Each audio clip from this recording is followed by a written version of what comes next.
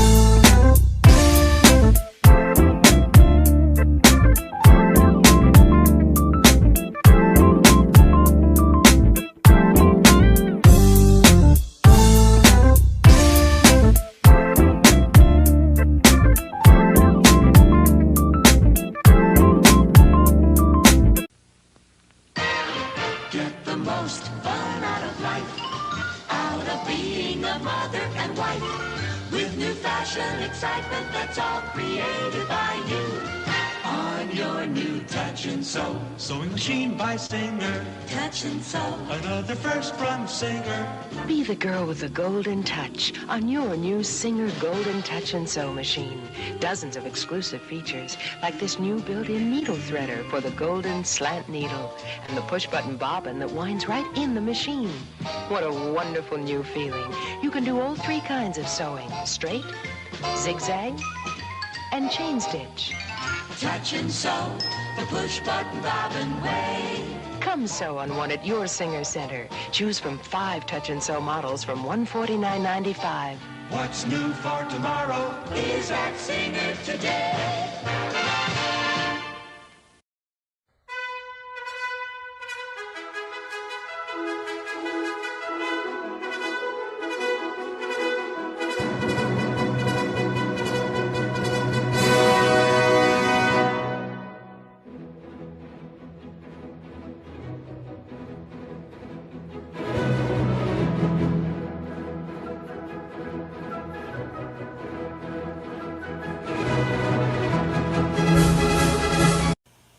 They're just-touching Touchtronic memory machines. Incredible. I'm Polly Bergen. Only Singer makes machines this easy to use. Touch. The memory remembers your stitch pattern instantly. Touchtronic speed control remembers to adjust your fabric thickness. What about basting? Touch. Great. You can forget about your sewing machine and concentrate on sewing. The Touchtronic memory machine family. Come take a test, Touch. 100 million people sew easier with Singer.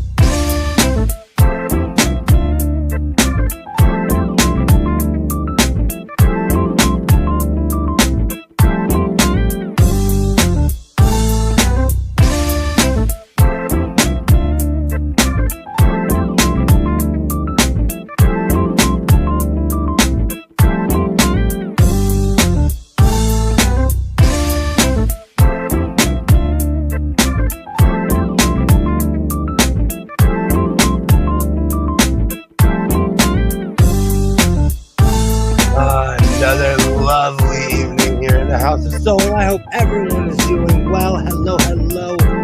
Welcome, welcome.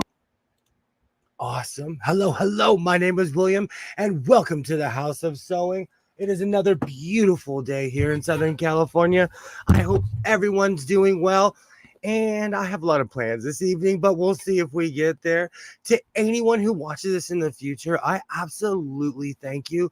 There's been quite a few people that watch my live streams after, and you guys are amazing. I have all kinds of crazy stuff going on this evening, but before we get to any of it, this program is for entertainment purposes only, and its content is not intended to malign any religion, race, gender, company, individual, or wigs. All opinions expressed by my so called life and program participants are solely their personal views and do not reflect the views of every single human being on planet Earth. And I hope everybody has a great evening flying my so called life airlines. Let me remove that. So recently, I was minding my own business, meandering around, and I found a beautiful white sewing machine. It's been a long time since I found a machine that is this brand new, that is in a condition in which it was like almost showroom floor. I'm not even kidding. Let me switch my angle.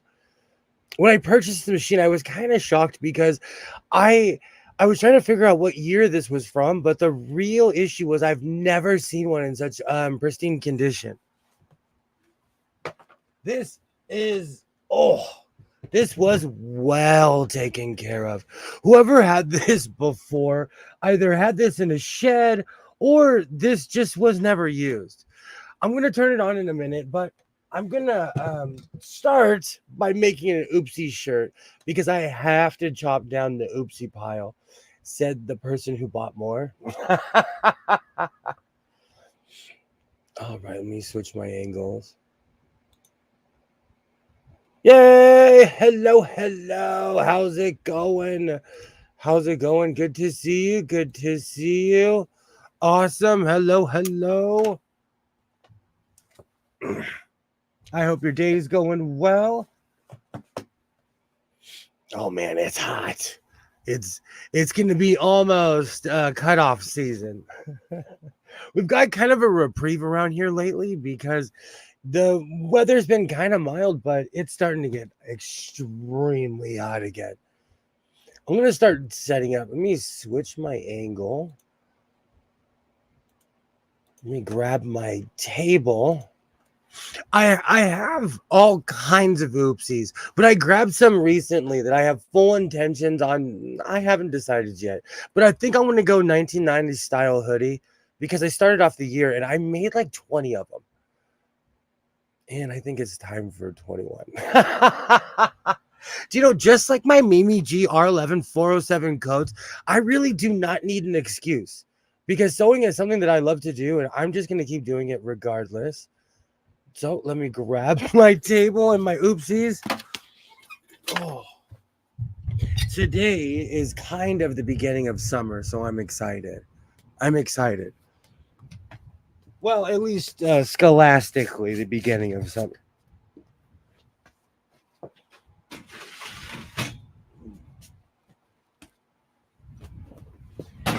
Even as a parent, at the end of the year, I always get that, no more school books. The school's out for summer is in my head. Oh, right.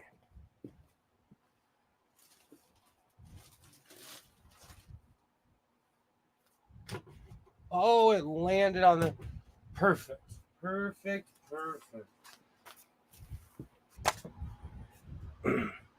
I've been really cleaning up my backyard and learning to enjoy my fountain. I have found such peace in my backyard.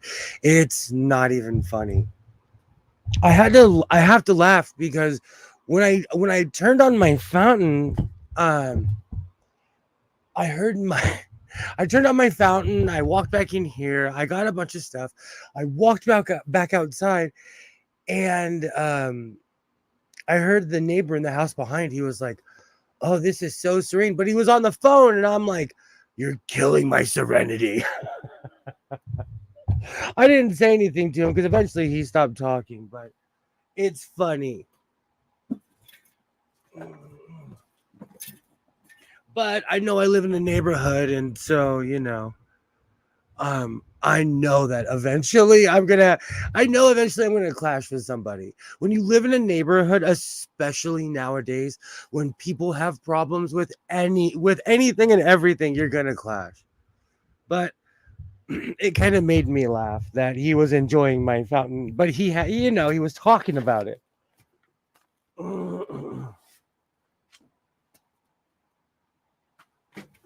All right, let me open this up. This is gonna be hilarious. I don't know why I have this strange obsession with making warm, extremely warm things during the summer, but I'm that person that buys an air conditioner during the winter and a heater during the summer. Perfect. Just need to get an angle on here. Perfect. Do you know what's funny? Sometimes when I pull these cuts out, you can tell it's not a yard. It's not even half a yard, but this is definitely 2 yards. So whoever cut this actually knew what they were doing, which nowadays is rare. All right.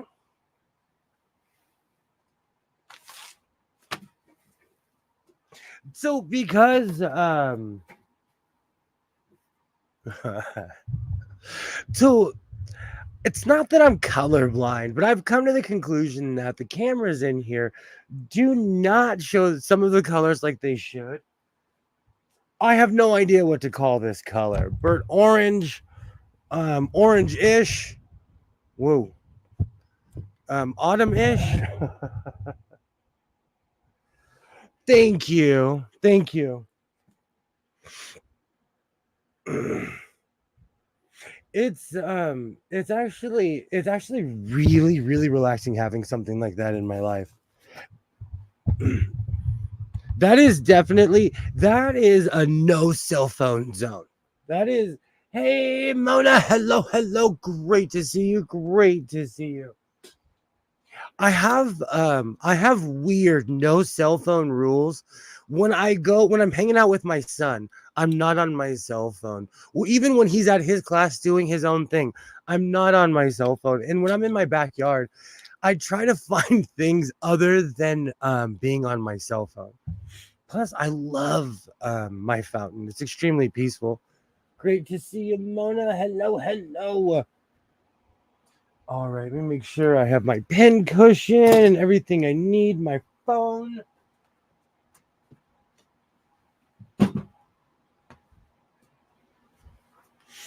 Let me grab my notes because I know eventually I'll be coming back to my notes. Yay! Hello. I'm excited that school's out. I could enjoy being a vampire without any guilt.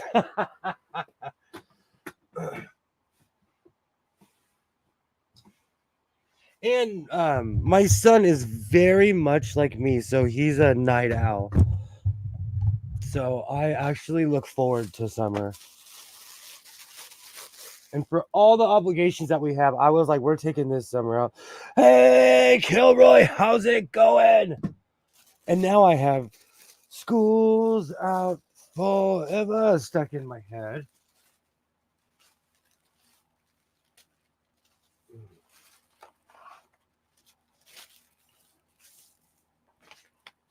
But after my Vegas trip kind of reminded me that it's time to get out of the house. So I have all kinds of plans for Mr. Hands and myself this summer.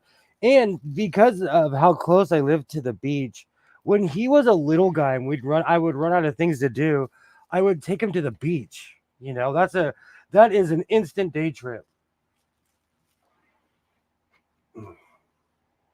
Was getting was getting supper going. Now that it's summer, I decided to go nuts and make a whole pack of hot dogs.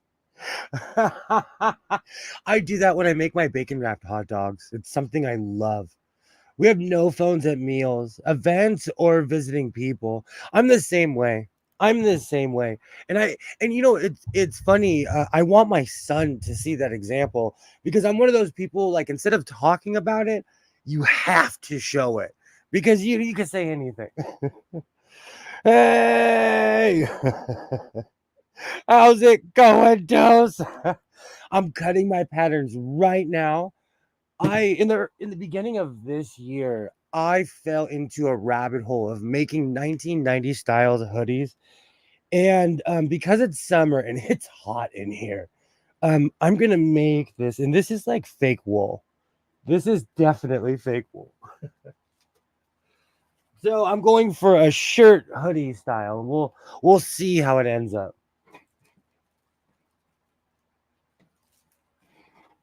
But now that I have yay, hello. Now that I have a working serger, I'm excited. Oh. So I went to my local Walmart. Well, one of them.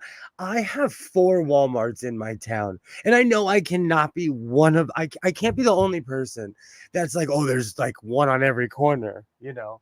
But I went to one of the larger Walmarts today, and it made me laugh because everything is hidden behind glass now. I don't like that Norman Rockwell kind of life. Do whatever you want when you're at my house, and I do whatever I want when you're at my house. I'm like that too. I'm like that too. My son realized at a very early age that he was being raised than his friends because it was just him and his pops. And I'm like, don't eat ice cream for breakfast. Don't get the cops called. Don't set the house on fire. And I think everybody has different sets of rules depending on where you're from and who you are. I grew up in an extremely strict household, and so I tend to be a little bit more less strict. I'm not saying I'm a pushover, but I'm just saying I do not cry over spilt milk. Okay. I think I've definitely got my money's worth out of this pattern. This is my Simplicity S9 158 pattern for anyone keeping score. And it's not that I'm colorblind, it's just that I do not think that my camera translates color is as sometimes someone will say like, oh, that's navy blue or it's this or that, and it's not that color. So this is kind of a burnt orange, pumpkin-ish. I don't know what you would call this color. off orange. But the other day when we were talking about how common that one plaid print was, I was wondering how many plaid prints do I have in my house? And I went through and I found quite a few. So we're going to go plaid crazy this week.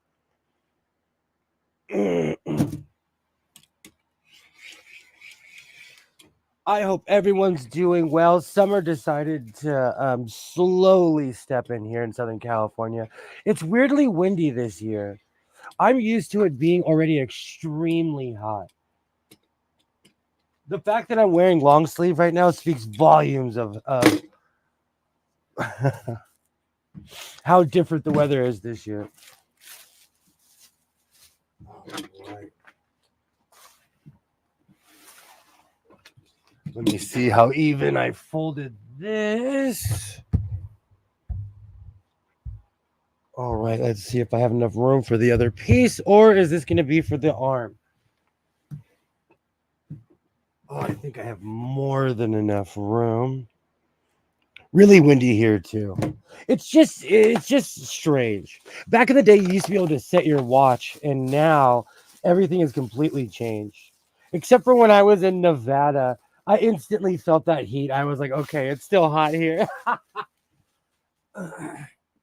And of course, because I've been there recently, Arizona's the same way. A bank exploded in Youngstown, Ohio yesterday. Gas leak. Oh, wow.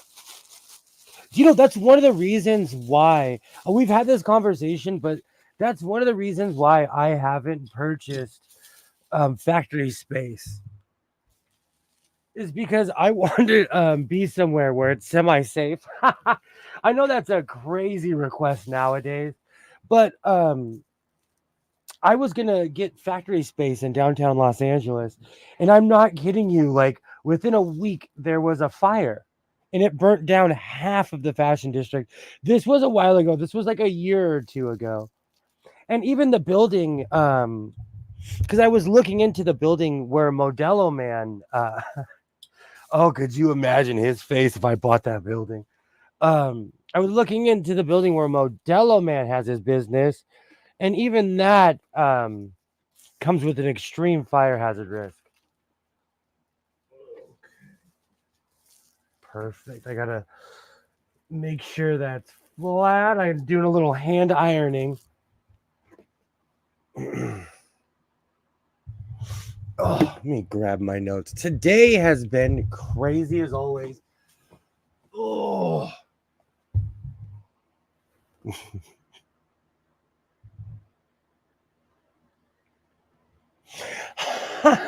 Okay, so I'm gonna say something, and it's not as pretentious as it sounds.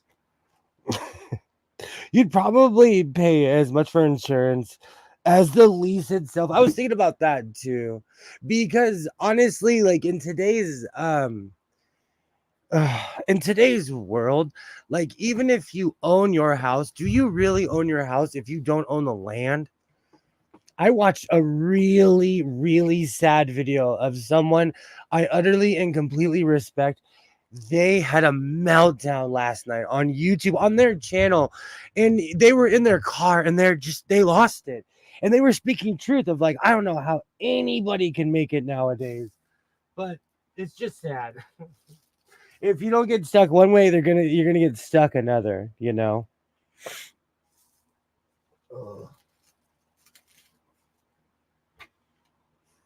Yes, Carol, less than you'd probably pay as much for less than a half hour for me.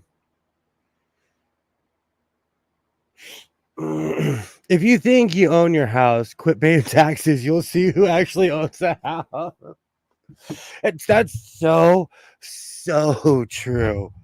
I think about that all the time because my grandfather used to always say, like, you don't own the land, you don't own the property.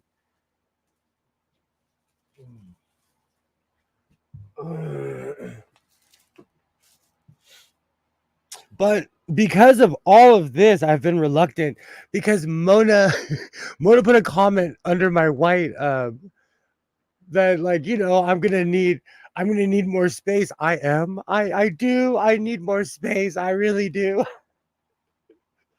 I'm cleaning out my entire house right now. I'm completely redoing my closet.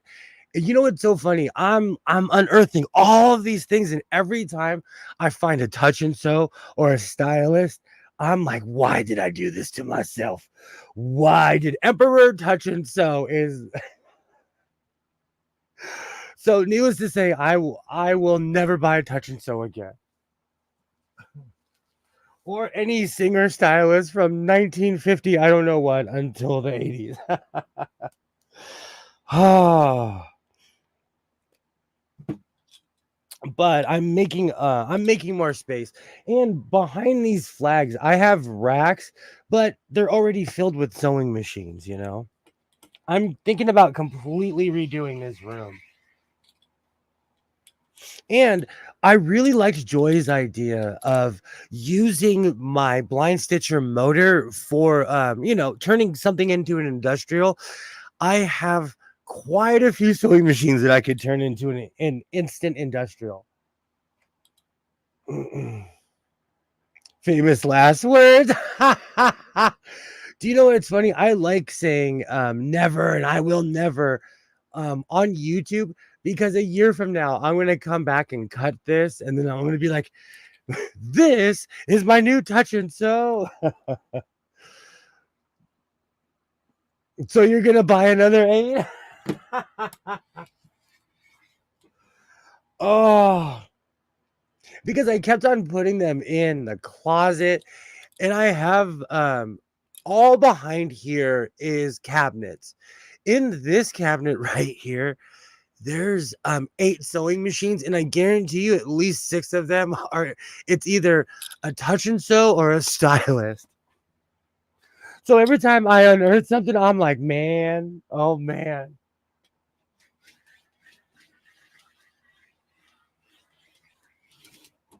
Oh man, I am sweating. I'm sweating so hard that it's getting in my eyes. That's funny. Let me get a hat on. I am not ready for summer. You know what? As someone who collects sewing machines, I fully blame Ventura, California for this one. I say it all the time. When I started just going on adventures all the time, I naturally just started going to the beach. And Ventura, I haven't been there in a while, but their main street had like 10 different thrift stores. So I had this weird route where I would get off the freeway. There's a Goodwill right off the freeway in Ventura, California. And all roads lead to Main Street. So you can't even get lost as far as you're heading like northeast in Ventura. And I went crazy buying sewing machines in Ventura. Good idea on industrializing a sewing machine. I think I might as well because I need an industrial.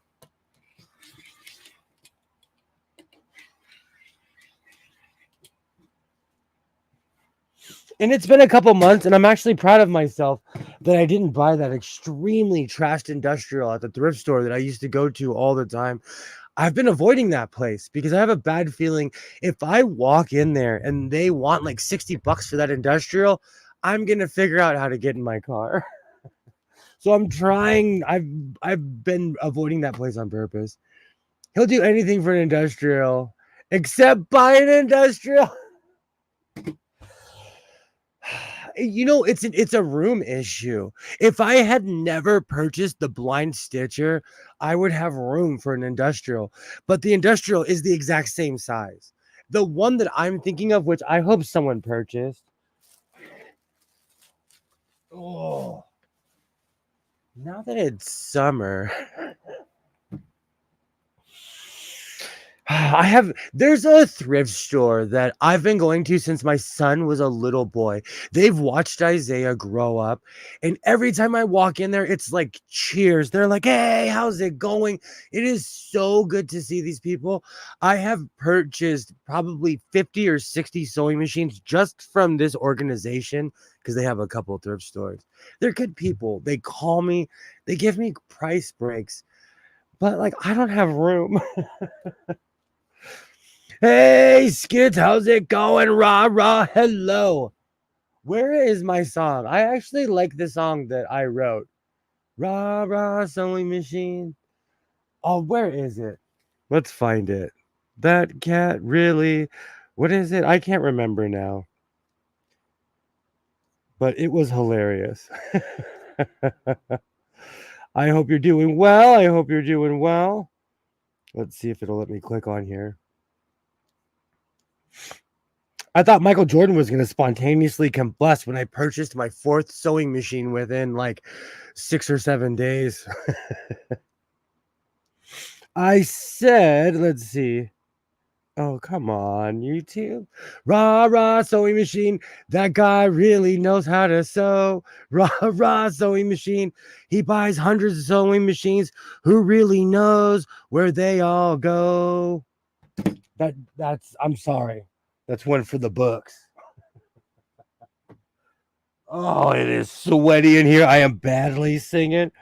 It is definitely Wednesday. It is definitely Wednesday.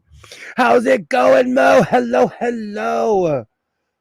Slow clap. Thank you, everybody. That is my terrible version of Rah Rah Rasputin. And Skits, I just want to remind you that we have officially been singing that song for two years now. Oh, probably longer, but YouTube's like, you really like this song.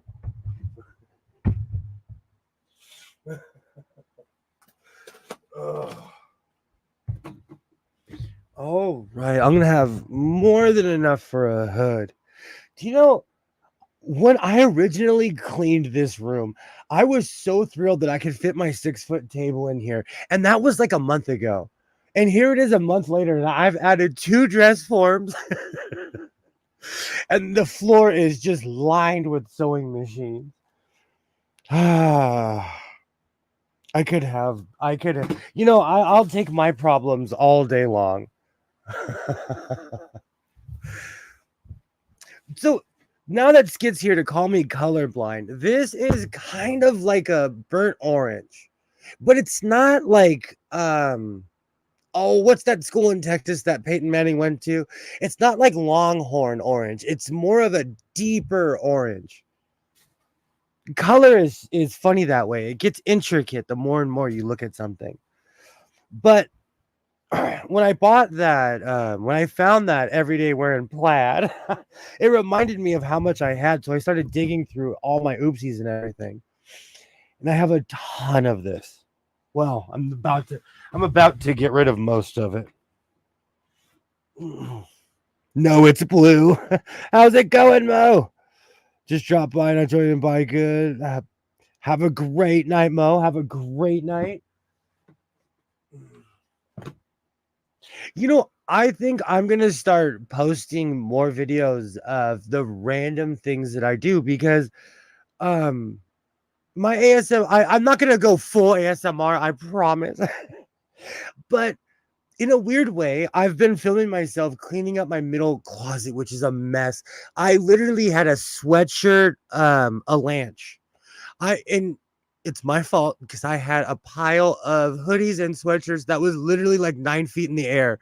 And I bumped up against the cabinet and I was uh-oh. And it just rained down on me.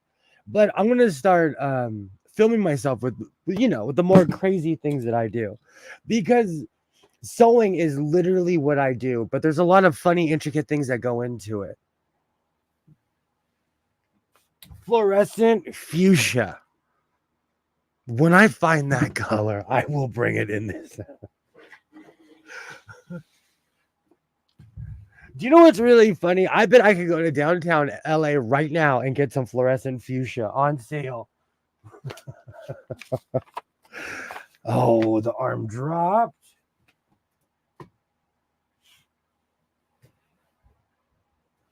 Oh, now I have to find the arm piece. Do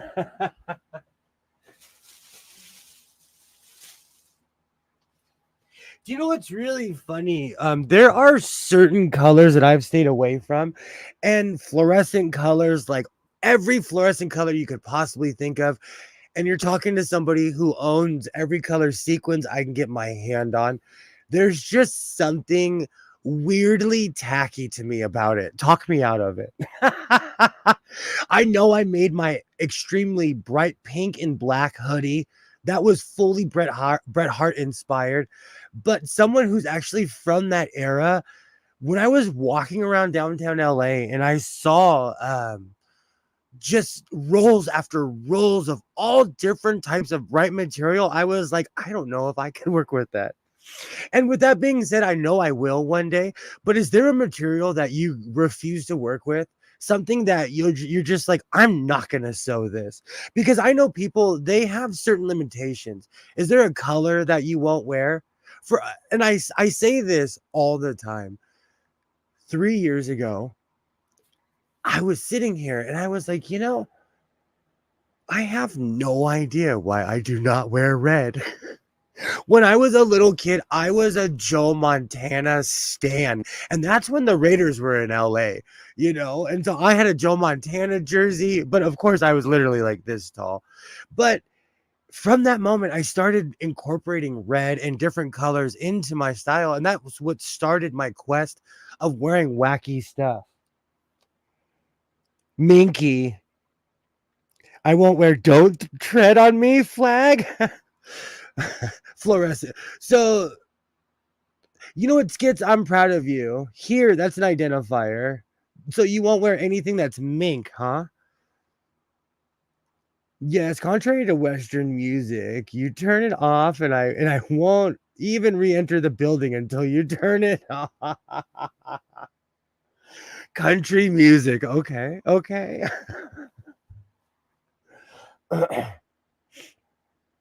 I'm team fluorescent fuchsia.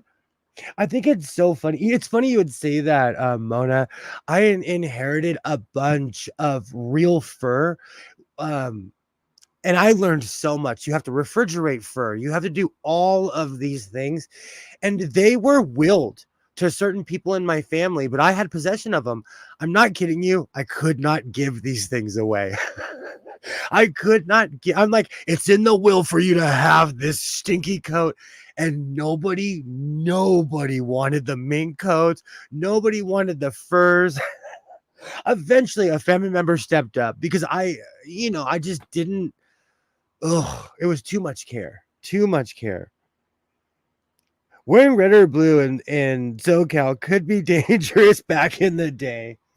Well, I'm from the suburbs, so we were all wannabes, all of us. We were confused. We would all be walking down the street wearing red, blue, purple, green.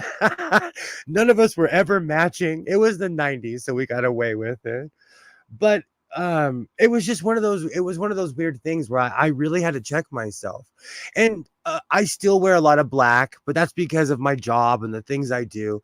But I incorporate color into my style, and it's because one day I was like, I'm not even that sad. I am not that sad. So I started making more wacky things, and I love everything I make. Like, I went and bought more Lady of Guadalupe print from the vendor in at the San Fernando Valley swap meet, just because it makes me laugh. It just makes me laugh. I have no dog in the fight. I'm not here to say anything up or down, left or right. The material just makes me laugh. And it's extremely mesh material, so it's perfect for, living in the desert. I love all colors. I'm not fond of brown or beige. You know what? You bring up a really good point. I refuse to wear colors that are close to my skin tone. Does anyone else have that rule? Like, I refuse to wear anything that washes me out, but that's more because I have the eye of a photographer. So I'm looking like, if someone took a picture of me, would I look like a floating head? I need to find the arm piece for this. I dropped it somewhere over here.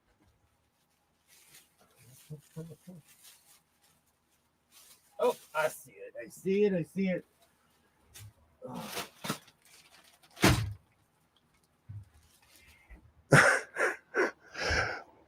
I went to Walmart and I'm not even gonna guilt myself. Put your glasses on that make you sexy. You need them. I am blind without my glasses. You know what's really funny? That is like my last stage of acceptance. I'm okay with getting older. I accept it. Uh, Today I tried on 3 different shirts and I was like, "Man, who shrunk my shirts?" It was me, man. It was me. And those tacos that I love eating, that's what shrunk my shirt. I accept all of that. But I refuse to put my glasses on. Willie Nelson's birthday party was on tonight. Oh, that's awesome. You know what's really funny, Mona? He came to my hometown and did a concert, and that was the first show that I went to, and I know for a fact I was the youngest person in the room. It was a while ago. I took my parents. It was an experience. I still have 2 Whiskey River cups. I have my Willie Nelson t-shirt that I got. That was an experience. That was he was smoking a J in front of the cops. Like, Willie Nelson is everything that he says that he is. Oh. And yes, I've been to a Willie Nelson concert. And for my town, now it was a big deal to have someone like Willie Nelson performing at our performance art center. It's huge. We've had Los Lobos, all kinds of bands, but Willie Nelson, like it was a deal for my town. Today in 1922, the Lincoln Memorial in DC opened. Awesome. Awesome.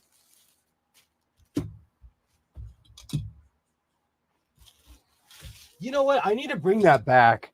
I do need to bring back facts of the day or like what day is it? Because that was interesting to me.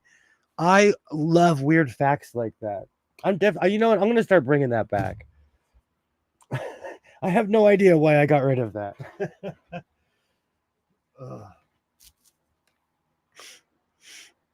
Yes, he was talking about smoking with Snoop Dogg. Then they sang. Oh man, I bet they have stories. He was such a legend. And I'm like, "What's up, Willie?" He's like, "What's up, brother?" Like he knew what was up, man. Willie Nelson is a real one. Out of I've had awkward run-ins with famous people. I've told the Lenny Kravitz story a million times.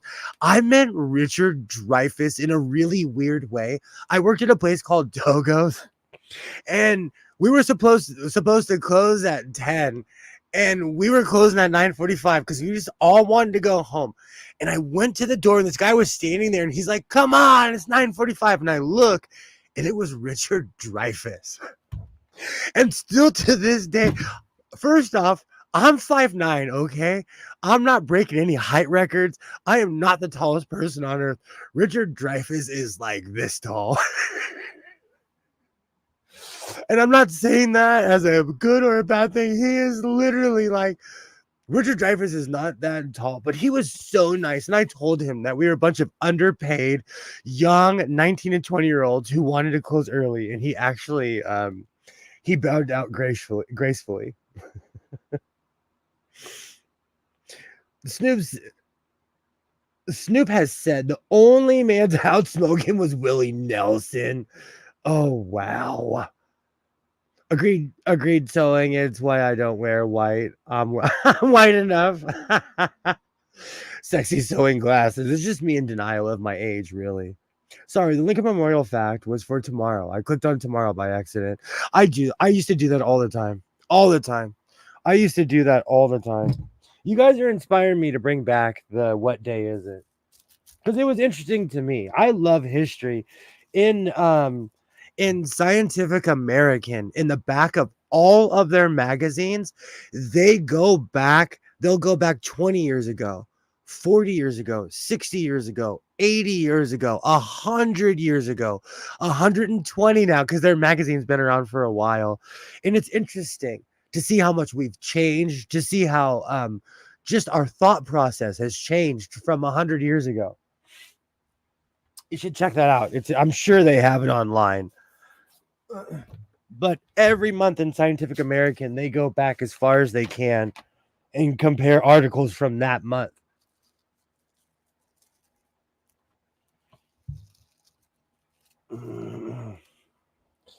I should really fix this pattern since I use it so much. Somewhere in a cabinet in here is about 15 rolls of Scotch tape. There is Scotch tape hiding somewhere. And for anyone keeping score, I gave in and I bought Knight Rider and Airwolf. So if I look bleary-eyed on Saturday, it's because I stayed up all night tonight watching Knight Rider.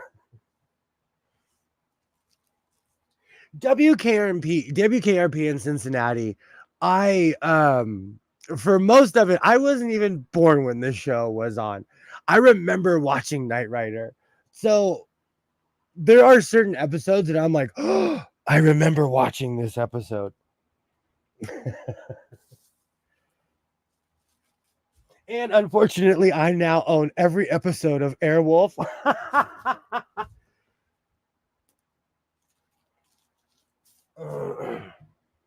but I need to be. I'm one of those people that love to be entertained. And the internet echo chamber is getting to me. So I'm old school. I'm buying DVDs. I still buy VHSs because I have VCRs. And I'm collecting all of these before they're not around anymore. And plus, I love being able to just put something on and let it play. Especially when I'm out here sewing. I have 4 JBLs in here. So when I'm not online, my JBLs are blasting. So when I'm by myself, like when I'm cleaning or something in my house, I can hear everything that's going on in this room.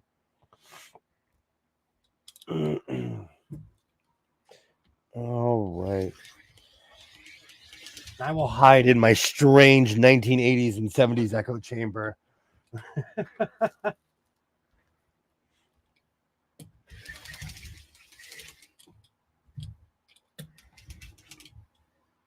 And I started watching Discovery again because I gave up on the show because I watched the internet way too much. I fell into a rabbit hole of just watching people that are anti everything, you know? And I started watching Discovery, and it's actually a good show. And I don't know why I didn't watch it.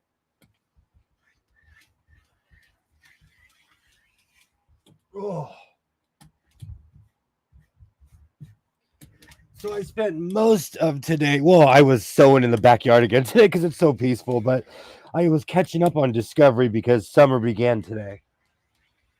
Oh. And I know I'm making summer sound glorious, but that just means I have more time to do laundry and I get to sleep in an extra hour. But today in 1903, Bob Hope was born. In 1917, JFK was born. In 1973, LA's first black mayor was elected. That's Tom Bradley. And in 1999, the first docking in the space station was done by Space Shuttle Discovery. Wow. I fall into internet rabbit holes all the time. I do too. Oh, that reminds me. My son is we're in the car today. I'm like, we're going to do this. We're going to do this. I have full gear for magnet fishing. I have full gear. I have the actual magnets because I had a bunch of shop magnets, a bunch of professional magnets from my job. And everybody at my job was like, dude, these are not meant for they're not meant for magnet fishing. I was like, just tie a rope around it. Then I went and got actual magnet fishing gear, and I was like, oh.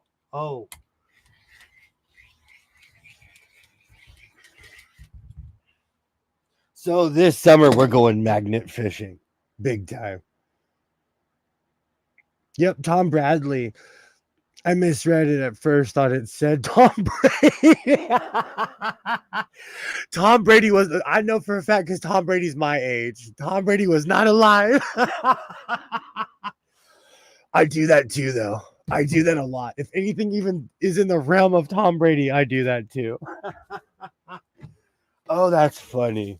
Oh, that's funny. Oh, and I was a Drew Bledsoe fan. I like the facts of the day. It's definitely time to bring those back. And another fact, I can't walk into Walmart without buying candy like a toddler. Let's see. I bought Snickers. I bought Twix. This is me purely shaming myself. And because they didn't have the Hasbro what's it called? Sour gummy bears, I bought Sour Patch Kids because why do you need teeth? Oh, William, why don't you sleep at night? How come you have these terrible eating habits? I don't know. I can't leave Walmart without buying some kind of ramen or teriyaki noodle. That's how they get you. That's how Walmart gets you. And they know it. And I bought fudge brownies because I went to Walmart emotional. And I bought sugar cookies too. Yikes. All right, let me find a pin cushion.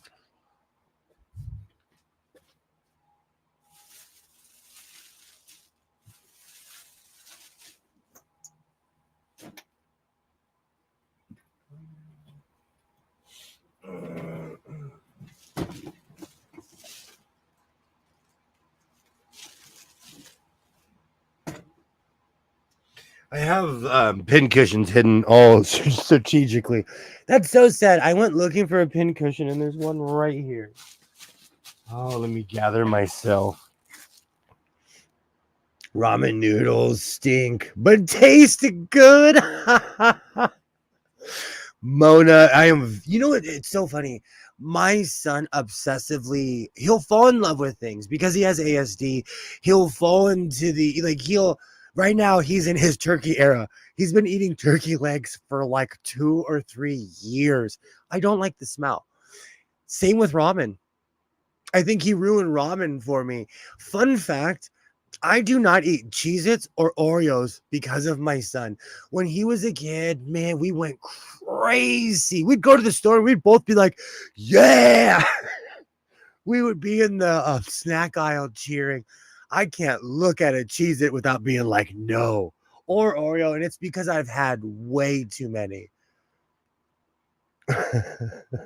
I told the story the other day on Rashawn's channel about how I worked at a Togo's Baskin Robbins. Still to this day, and you know what is, man, we're going on like 20 years or 20 something years since I've worked there. I do not eat ice cream. I do not eat ice cream because I was able to eat anything I wanted. The owner was kind of corrupt. Still to this day, I kind of think it was like a front. They did just enough to keep the business open. They let the inmates run the asylum. They let us eat anything we wanted. And still to this day, I do not eat ice cream because I went crazy at 19, 20 years old ish. I ate every ice cream you could possibly think of. And oh, not a fan now. It's sad. All these years later, I'll still go for chocolate or vanilla. I'm not a complete psycho, but I'm not a ice cream fan. But I think that's human nature. If you overdo it on anything, your body will be like, oh no. Oh. Is there anything that you shy away from because you've had too much of it? I have a whole list. And you know what? I'm trying not to let my son ruin pizza, but we eat pizza at least once a week. But no, we can't ruin pizza. Can't ruin pizza.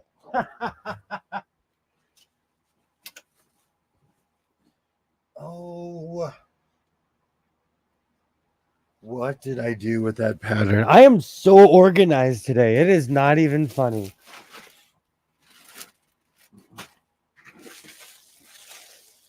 I knew it was somewhere over here. One of my employees lost the remote for the crane. Now we're walking around looking like crackheads searching.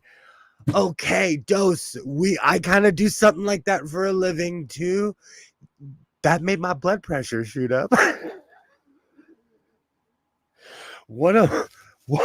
Oh, I do something like that. Something very similar for a living. Oh, that would make my blood pressure. You'd have to. Oh, I'm here for you. I am here for you. Oh.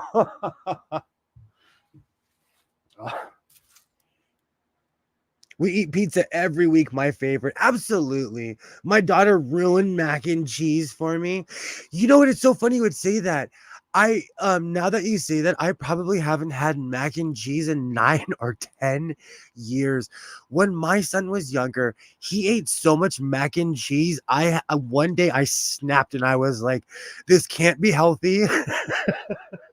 You have to eat something besides just mac and cheese. I forgot about that. Oh man, parenting is not for the faint of heart. Where did you get that LAWP shirt? And why the hell do you want to look like you work for the water? Okay. So, truth be told, this I couldn't eat Chef Boyardee for the longest time because I eat so much. Oh, me too. Oh, just talking about that. Oh, because I ate so much of it, my stomach started to refuse it. As a kid, I love that. You know what?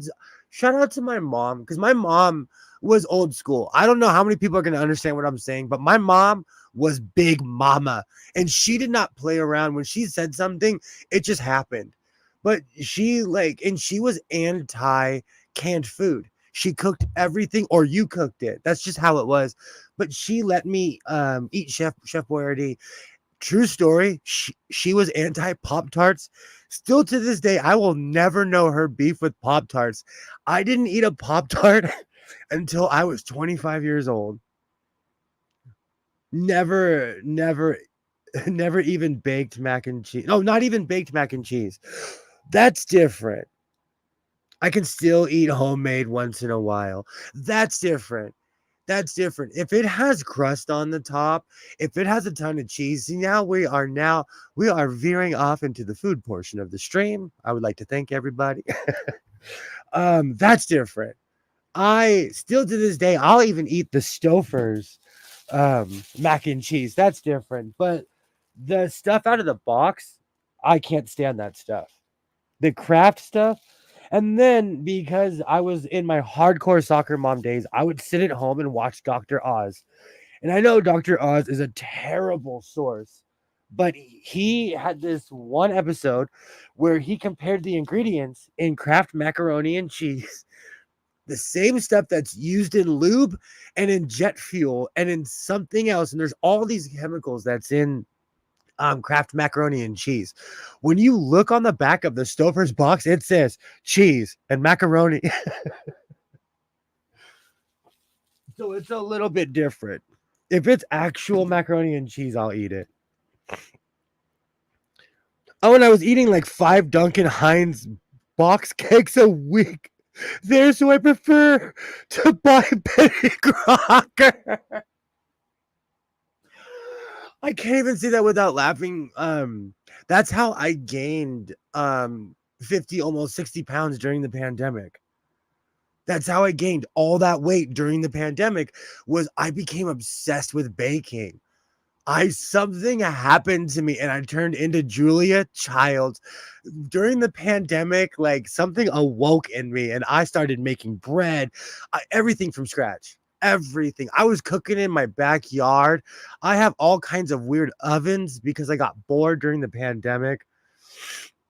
My mother couldn't cook that good. One of the reasons I'm so good at cooking, her mashed potatoes set up like cement if they set up like cement if they cool down for 10 minutes. Tell them to stop putting in rocket fuel so we could eat it. That's so true. It was something nasty dose. You know what? Gilroy, my father was a better cook than my mother. And my parents were old school. They respected each other. So at one point my dad was making way more money than my mother and like she did all the house stuff, and I'm not kidding you. When my mother was making more money than my dad retired and he was doing all the house stuff and he was a better cook than my mother. Like we looked at him like, you have a skill, sir. You have a skill. Oh. You know what else is in lube? Water. That's why I don't drink water. Do you know what fish do in that stuff? Do you know what fish do in that stuff? That's why I prefer to drink coffee. It's filtered. Ooh, that made my rib hurt. Oh, I can't tell that big of a lie and laugh at the same time. That made my rib hurt. Oh. I knew someone that would very famously say, like, I don't drink water. Do you know what fish do in that stuff? And that was like their line. They were literally a salty old pirate. My dad's cooking was drunk dad who tried. I'm laughing too much today. My dad's cooking was drunk dad who's kind of trying after 14 beers. You know what? I am a middle of the road cook. I am here to admit I can cook all kinds of stuff. And because when I lived in Arizona, I worked for an Italian restaurant and I worked for this man named Mark Guido. I'm not kidding you. That was his real name. And that man taught me how to cook. And you know what? It's funny. He taught me how to stand up like a man and like no matter what, because cooking even back then wasn't necessarily looked as the most manly thing. And he was this tough guy, but he had a skill. And he taught me how to cook every Italian food on earth. I know how to cook certain Ethiopian food. I know how to cook a ton of Ghanaian food. I know how to cook all kinds of things. I'm still middle of the road. Not everybody is a born cook. Cement potatoes is hilarious.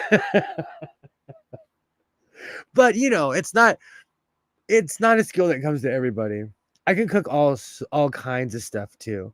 But I don't claim to be an accomplished chef because I met somebody who was and I was like, "Oh, wow. I have no idea what I'm doing compared to this person." And I'm not kidding you. I had a friend who I absolutely love and adore. She was an amazing human. She went to Le Cordon Bleu. She knew, she would cook stuff. She would come in my kitchen and I'm like, how did you make that? This woman had no sense of taste. I'm not kidding you. And I tested it many, many of times. I'm sorry, no sense of smell. She could taste, but she had no sense of smell. It was the weirdest thing. And she was the greatest cook. And at first I thought she was just telling fishing stories, but I would test it. And she had no sense of smell whatsoever. So, you know, some people, she was just one of those people that was a born cook, though.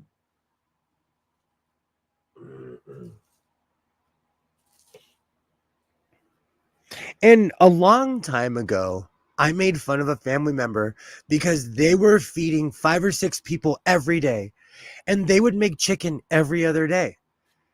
And here it is, 10 years later, and I'm at that point of like, oh, you don't know what to make? Pull some chicken out of the freezer because it's like the ultimate default because you can't go wrong with chicken, you know. Oh, I never worked in a kitchen. Never will work in a kitchen. I'm not. I'm not food service material. It takes. I've done line cook. I've done everything from like mopping the floor to being a waiter to being a line cook. It takes a different kind of person. It does. But the funny thing is, I do not necessarily have the same patience in my 40s as I did when I was 19, 20. Like, if you talk to me crazy now, I would be like, sir or ma'am, this is literally a Wendy's. Back then, I was a little bit more of a Care Bear. Now I'm like, no. Oh. Oh. Was it different chicken dishes or was it here's the same chicken we had 2 days ago? Oh no, I would cook I can cook chicken. You know, every culture that has ever walked this earth has reinvented the chicken. So all you have to do is look up a recipe. That's the one thing I'm willing to explore is all kinds of stuff. And if you're having a bad day, just make some chicken primavera and people will think they'll think that you know how to cook. But no, I refuse. I'll go full Italian one night with the chicken, and then I'll go Southern, and then I'll go, in a different direction.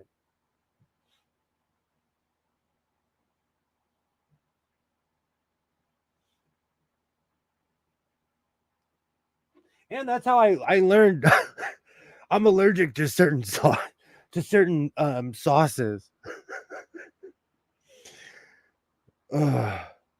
No, that person was feeding 5. No, that person was feeding 5 people. That's a problem I have too. And I always laugh because my son does a lot of cooking because I'm raising a man and I want him to have actual life skills.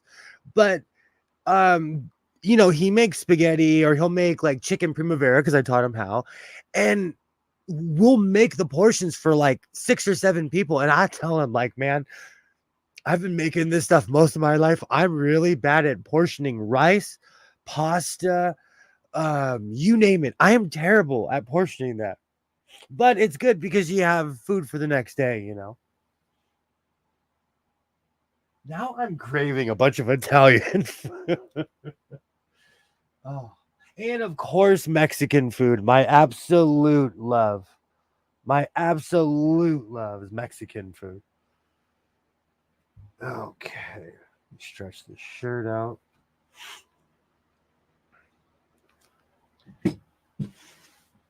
Okay.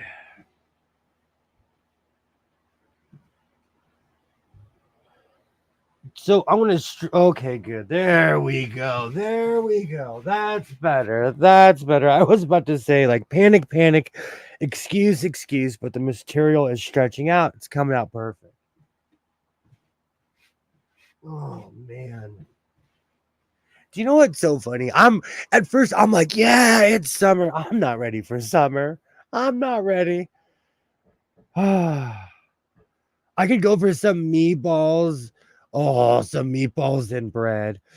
Oh, my son is on this Subway sandwich meatball kick right now. And I'm trying to wean him off of Subway. And there is this shop by my house, and it's an authentic Italian deli. But the problem is, for a foot long meatball, they want $27. And I understand because it's a mom and pop, and like Subway is half that. Subway is still expensive for a meatball, which I think is crazy. For a meatball, a large drink, and a bag of chips, it's $17. That's crazy. So, now I'm craving a meatball sub. That was one thing I was confronted with when I went to Nevada. The prices are so much cheaper in other states for everything. For everything. The second I crossed over, there's a very famous gas station on the California side. No, I'm sorry, on the Nevada side of state line. Nevada does not play. On all of their borders, they have casinos. Reno is a very famous border. But I was so shocked on how much cheaper everything was.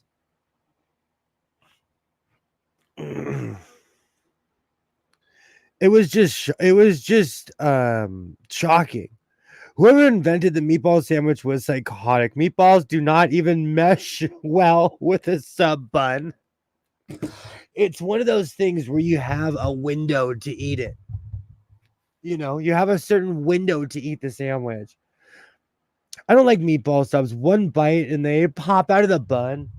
You know what's really funny? I go back and forth because I do not like wrestling with my food. I'm very much like that. I am very much like that. It all depends on the place as well. I think the idea when they first started making meatballs, it was probably on a giant piece of bread. On a just humongous piece of bread. They were just shoving meatballs in there. But now in today's society, everything is so measured out that it gets weird and soggy. I'm hardcore when it comes to like food. Like my food cannot be soggy at all like that. It's kind of like French fries. They have a weird window. I like a bowl of meatballs, just dip bread and sauce. Oh.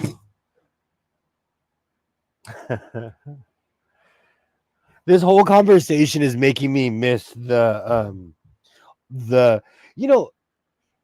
where I live, it used to have a thriving restaurant business after 11 o'clock. We had IHOP, Denny's, we had Tommy's, and you could actually like walk in and sit down and eat at these places at like 2 or 3 in the morning. But because of the plague, it completely destroyed the industry. So I have to keep my binge eating to business hours now. And if I want to binge eat pancakes and all these wonderful things, I have to get up either early in the morning or go for a good lunch.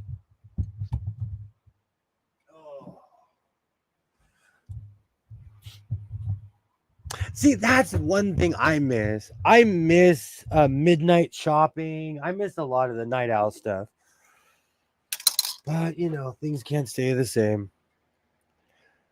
Are you a everything separate on a plate person or a blended all together person? I'm not kidding you. I'm not kidding you. I'm not even saying this to be funny. It depends on my mood and what I'm eating. Because I love burritos, but there are certain things where I'm sitting there like a hockey goalie with my fork. And, it all depends on what I'm eating. It all depends. Because there's certain things that you eat that you'll combine together. There's certain things that you're like, I don't want these to even know that they're on the same plate with each other.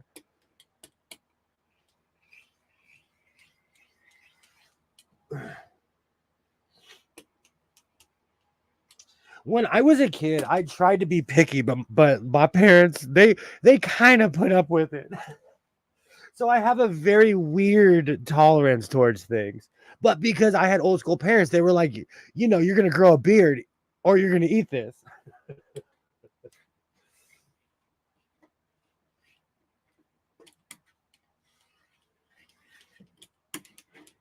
So I guess what I'm trying to say is I could have been a picky person, but I wasn't allowed to as a child. But also, I'm an explorer. Like, I'll try anything now if it's not too nasty.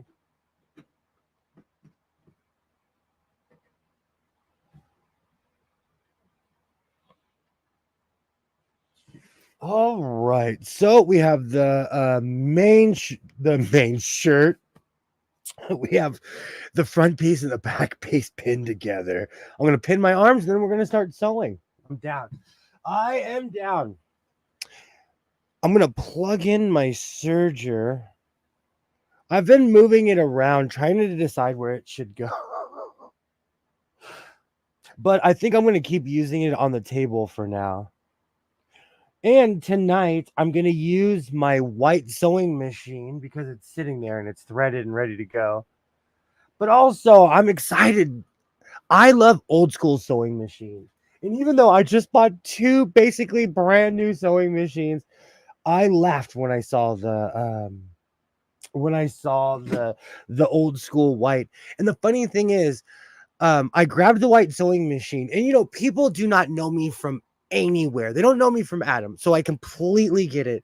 But it made me laugh because my son kind of wandered off. I picked up the sewing machine and I was stoked. You could see it on my face. I'm a geek. I was excited about the sewing machine. And some random guy walked up to me. He's like, "Oh, if you like that, there's an even better one over there. It's a better brand." I walked over and it was a Singer Simple. I didn't have the heart to tell the guy I own like 6 of them. And this year, I'm trying not to duplicate sewing machines. Because if it was something I didn't have, I would have purchased both sewing machines right then and there. But it was something I already have. So for the record, Kilroy, it depends on what I'm eating. And like when I make baked potatoes, it's like a work of art. At my house, I make baked potatoes all the time. I'll spend more time preparing for my baked potato than it takes to cook.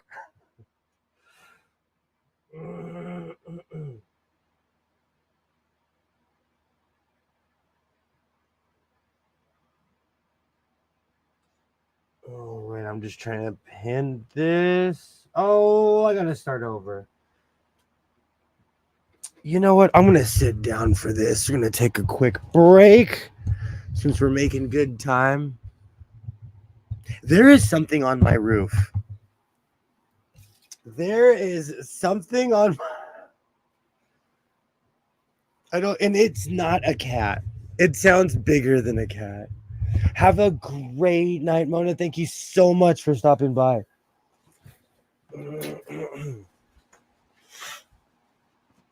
Oh, man. Oh, I'm going to take a seat and enjoy my fan for a minute. Summer has, you know what? It's so funny. It's been so mild that I've just got used to my gothic style and wearing long sleeve every day. But I'm gonna have to It's probably another sewing machine.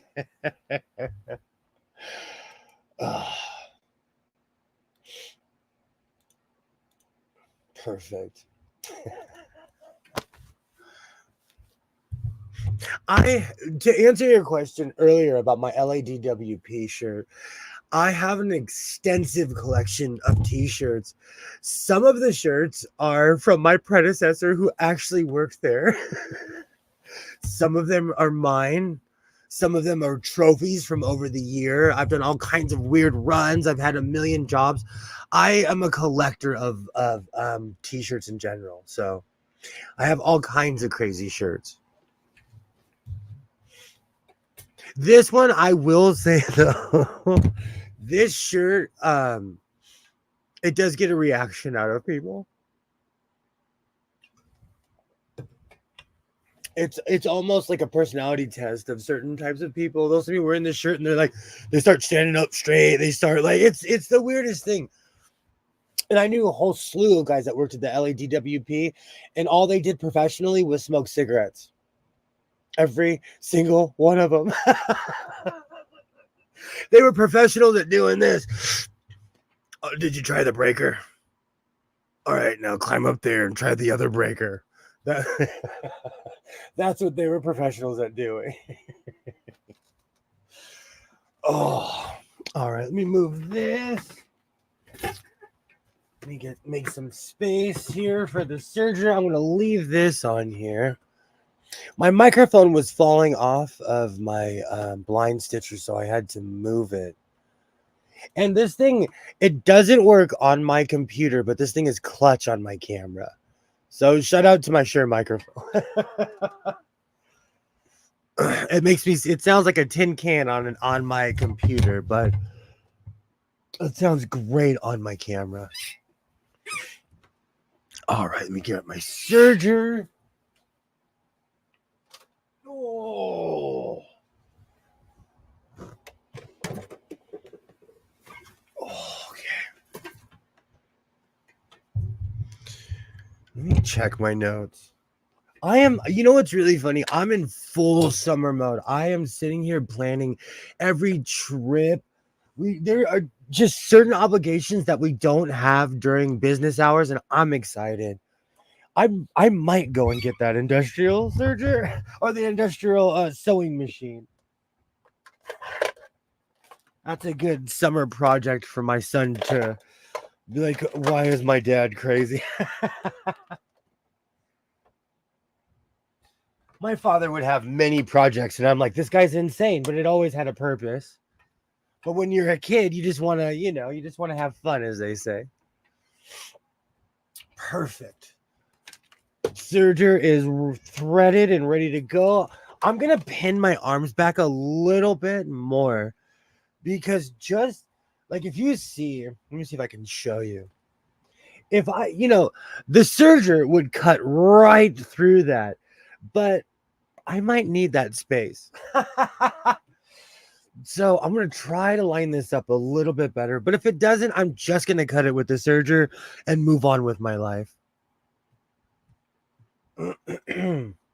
I might just call this a shirt and do the hood later, but we'll see how froggy I'm feeling a half an hour from now.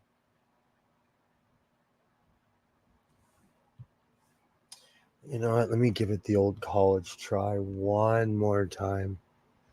The problem with this material is that once it gets stuck together, it is formed together and it does not move. I call this fake wool, but it's just, it's in the wannabe wool family.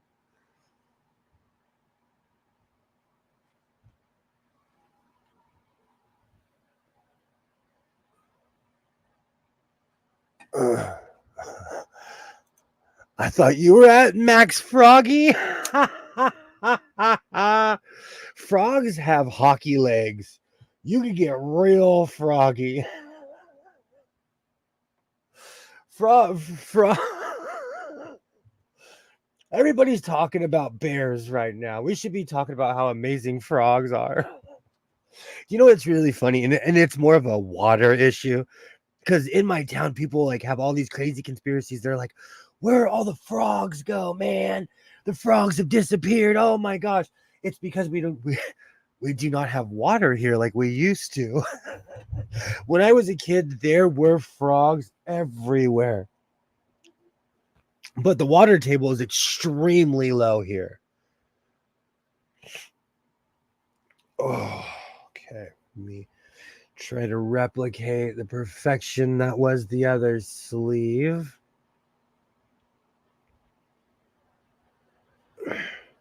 But I could say that about rabbits, about coyotes, rattlesnakes, everything. All the animals have kind of disappeared because the water has. And whenever the water comes back, the animals come right back.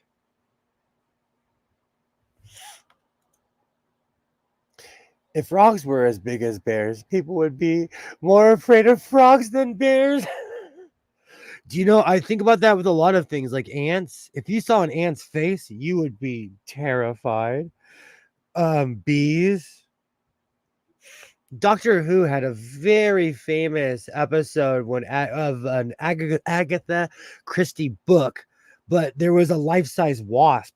And for a while, it made me scared of life-size wasps because it makes you think about it. Like, imagine if have you ever seen like a gorilla or a tiger, or when Isaiah was younger, we would go to the LA Zoo every year. Oh, I miss that.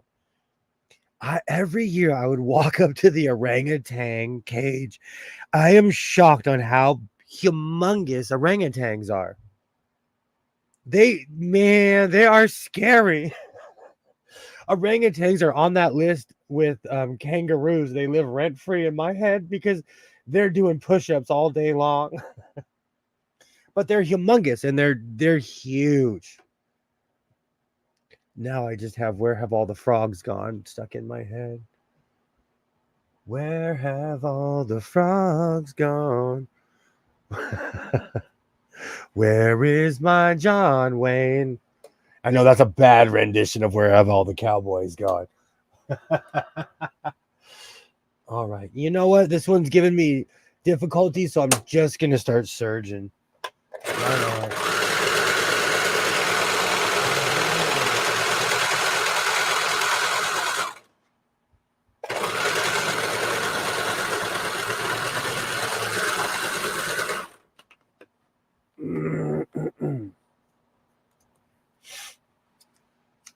Perfect. Let me make sure. Oh man, for a debut, this thing is throwing down some good stitches.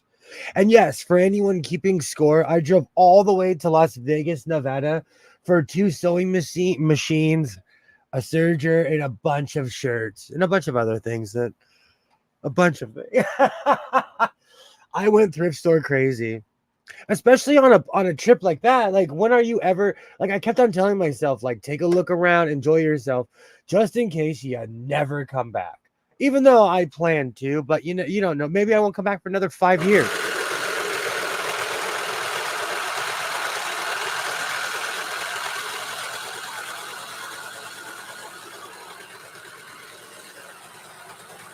Even though Vegas is like one of the closest fun vacation spots by my house.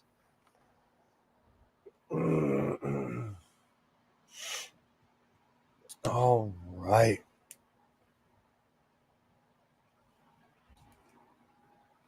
I'm actually making good time because these shirts are made fairly fast. And with all the waffling I've done this evening, I'm actually making pretty good time. Oh, I completely forgot to mention it. But a while ago, I was looking into different color denim and I purchased a purple denim shirt. And I hoard all kinds of crazy patches, all kinds of stuff. And I finally found something that goes along with it. And when I'm done with this, I will show you. But it made me laugh because I'm constantly talking about Milwaukee leather because that's an Amazon. Well, it's a real brand, but Amazon has a wide array of stuff where I don't know if it's real or not. But I have a Milwaukee leather purple denim shirt.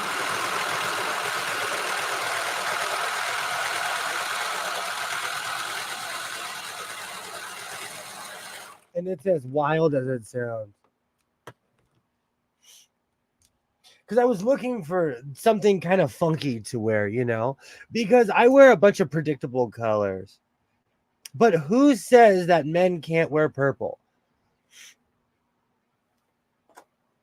When I made my Bret Hart, when I made my Bret Hart sweater, it reminded me that like I look good in black and pink. I look good in black and pink, you know. I'm not gonna go full Cameron with the full pink suit, but you know, there's certain colors that people shy away from, and if you're secure with who you are, it shouldn't bother you. Saying that you can't stop thinking about leather. What are you, Telegraph?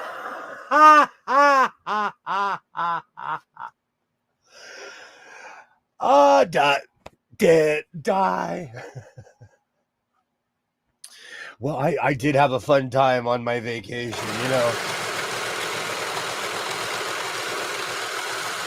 And I'm constantly talking about leather and bears, you know. I'm in my bear era.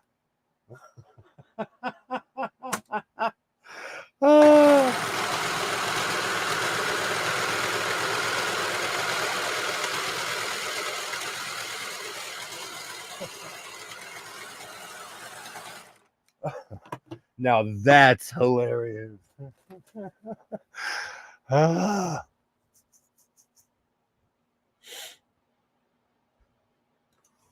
No, I love wearing leather. I absolutely love wearing leather. But I live in the desert. So I don't live in a place where you can necessarily wear leather all the time. I have light leather vests that I wear. I have one that is so old that the black is fading off. Alibaba was the one who told me that style, like people like that's really in the style, and it made me laugh. And then I fell down the rabbit hole of distressed clothing and realized that people pay money to destroy clothes. Now I'm pissed. I smashed my thumb helping him look for the remote.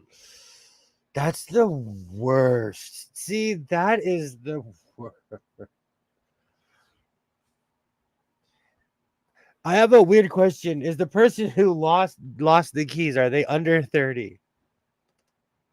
I respect everybody here in the House of Sewing, but it's just a question.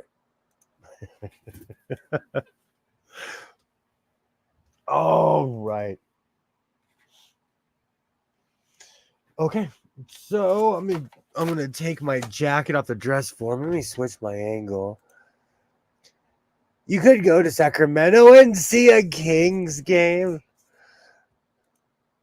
No, he's about late 30s. Come on. Oh. When basketball season comes back, I definitely will, because that would be affordable. That would be something fun. I take a San Francisco trip, but San Francisco, it just has a bad reputation right now. But I will say, I watched a video. I said this last week. I watched a video about how people were like, Hollywood's closed and this and that. Hollywood doesn't open up until about noon. Some of these guys are not the sharpest spoon in the knife drawer. That's one of the reasons I asked, because I work an extremely strange job. I work on a giant property, but I am the director of operations. I'm the do. And so really what I do is maintain everybody else. And so when I hear stories about what you're saying, it makes me laugh, because I do the exact same thing. But I'm like walking around with my cup, like calmly trying to be like, I can't believe you lost the keys. Where's the last place you had the keys? I can't believe you lost the keys. I can't believe you lost the key. Oh, That's like the guys that say a city is a war zone and then just keep circling the same 2 to 3 shitty blocks. That's what happened with downtown Los Angeles. That's what drives me insane about downtown LA. Okay, every city has its detractors, okay? But right now, downtown Los Angeles is actually revitalized. It's gentrified. I'm not kidding you. Last time I was there, I'm sitting there, I'm leaving the city, and I saw a woman walking a poodle. I'm not kidding you. In the heart of downtown LA, in a place where 25 years ago when I lived there, I wouldn't have walked down that street. So you're right. That is my new pet peeve. It really bothers me because Hollywood is thriving. It's just a night owl's city, you know? So if you go there at 9 in the morning, everything's closed. Everything is closed.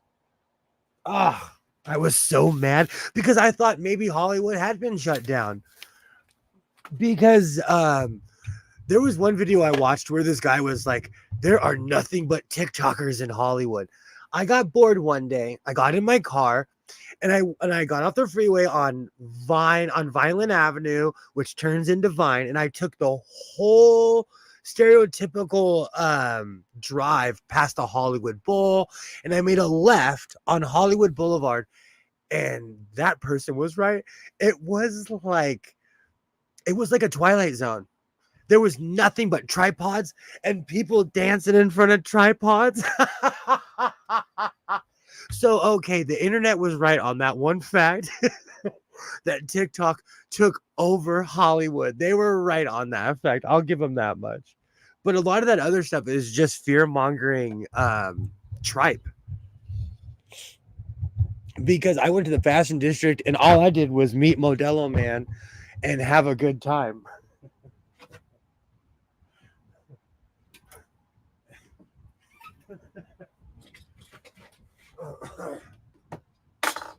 And Modelo Man was good to me. I need to go back and buy some more fabric. The problem is when I go see Modelo Man, for $35, I get 140 yards. Like every time I go see Modelo Man, I get an insane amount for a low price because he gives me everything for $1.50, $2. Like I go crazy. It's the only place I've ever been where he's like, oh, that's 50 cents a yard. I'm like, can I get 15 yards of that, please? Oh, shake that ass and sew that ass. Is a Modelo Man as cool as the Dos Equis, man? There's a fabric vendor in downtown LA.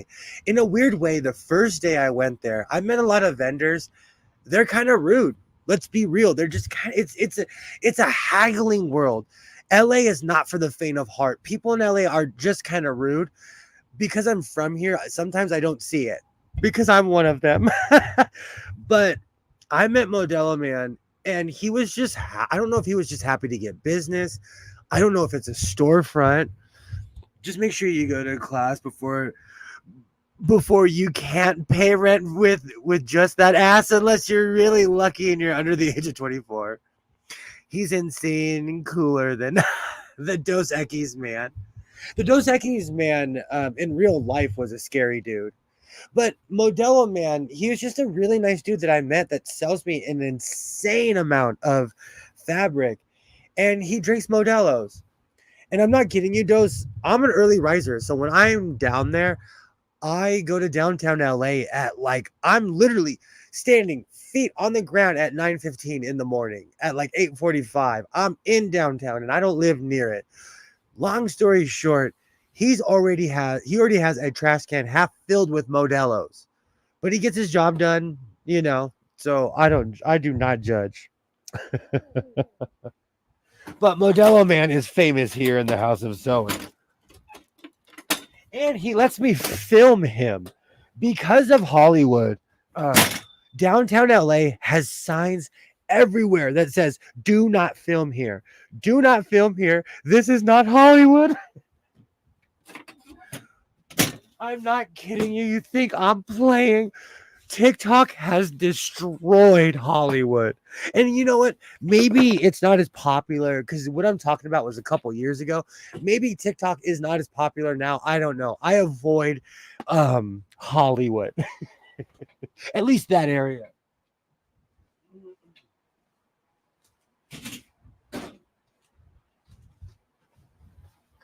Oh. And plus, with the invention of Amazon, I don't have to go to Hollywood for crazy patches. Hollywood was the only place on earth you could buy patches, and then Amazon was invented and destroyed the market. Ugh. That's what they say about us Chicago area people. They say we are rambunctious and rude. I think every city has a certain way about itself. I didn't realize how LA I was until I dated somebody who was from Maine. And she looked at me and she's like, "You're one of those people." I said, "What are you talking about?" She's like, "You're one of those LA people." It happens. It happens. Sometimes a few cold ones can help soothe out a transaction and increase customer service. He's a pro though. And I'm not kidding you. The man is 5'5". Okay? The man is 5'5". He has Popeye size forearms and he is just lifting up 300-pound rolls. Yeah. I'm in awe of that human. I am absolute awe of that human. TikTok turns the brains of its users into bubbling green radioactive goo. DJ, I've heard that said about Cleveland people. I'm just fine around here. I'm just fine around there, but people come back and say Cleveland folks treated them like a-holes. I think it's one of those things though. It doesn't matter where you live. Like people in Southern California have a lot to say about people that live in Northern California. I dated somebody who was from Boston. People don't like people from Boston. I dated someone from Maine. She did not like people from Boston. Or she didn't like anyone. She didn't like New Yorkers or anyone because she came from the country and every summer everyone, heads to Maine. It's one of those weird things. It's definitely a regional thing. I've traveled though. People get over those weird quirks eventually. We all have our weird quirks depending on where you are. But I will say, Memphis, Tennessee is the craziest place I have ever been in my entire life, hands down. And I've been to Sinaloa, Mexico. I'm not kidding you. Memphis, Tennessee is crazy. It is one of the craziest places on planet Earth. It's a different planet compared to anywhere. And I've been to Louisiana.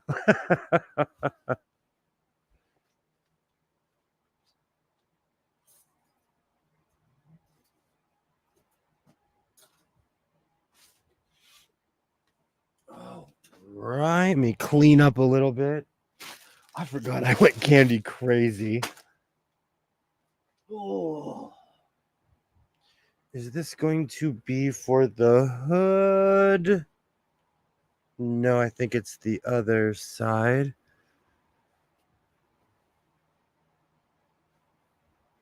Yes, this is the hood. So that's going to be put away somewhere special, so I won't forget about that. If you meet an asshole in the morning, you just met an asshole. If you meet an asshole all the day, if you just meet assholes all the day, you're the asshole. That is so true. That is so... I give a grace period because I work an extremely morning job. So by the time you see me, 8 a.m. people are just getting up. And I'm like 5 cups of coffee. I'm like, hey guys, let's go. So I give a grace period to like the 8 a.m., the 9 a.m. crowd because I'm a third shifter. And so because I'm a third shifter, like, I'm ready to go in the morning when most people are just like, oh, I got to do this again, huh?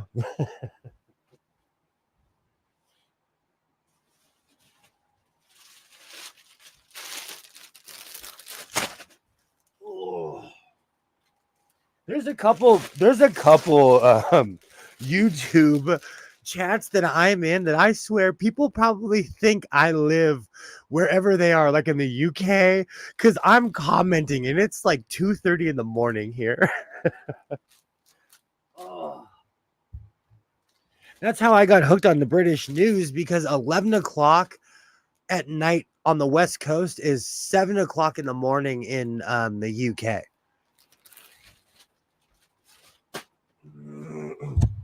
How's it going? How's it going, Rashawn? I like morning people even if I can't be one. I'm a morning person by default because I'm already up. Because of my job, like it forces me to be awake. And the funny thing is, like, it depends though, because by the end of the week, I am not so smiley when I have to get up. Oh. Oh, and for the record, this lovely. Do you know what's so funny? I need to look and see the year. I have once again resurrected my Macintosh computer from, I think, 2010, 2012, 2010ish. The that computer is so old. I have a picture. There's an episode of Doctor Who where Doctor Who and Rose get separate. Spoiler: they get separated in different in different dimensions. Is it dimensions? They can't see each other. And there's this really epic scene where they're both on separate sides of the wall, but they're in different dimensions. And so I put them on two different computers. And my reference that I just made is probably like 15, 20 years old.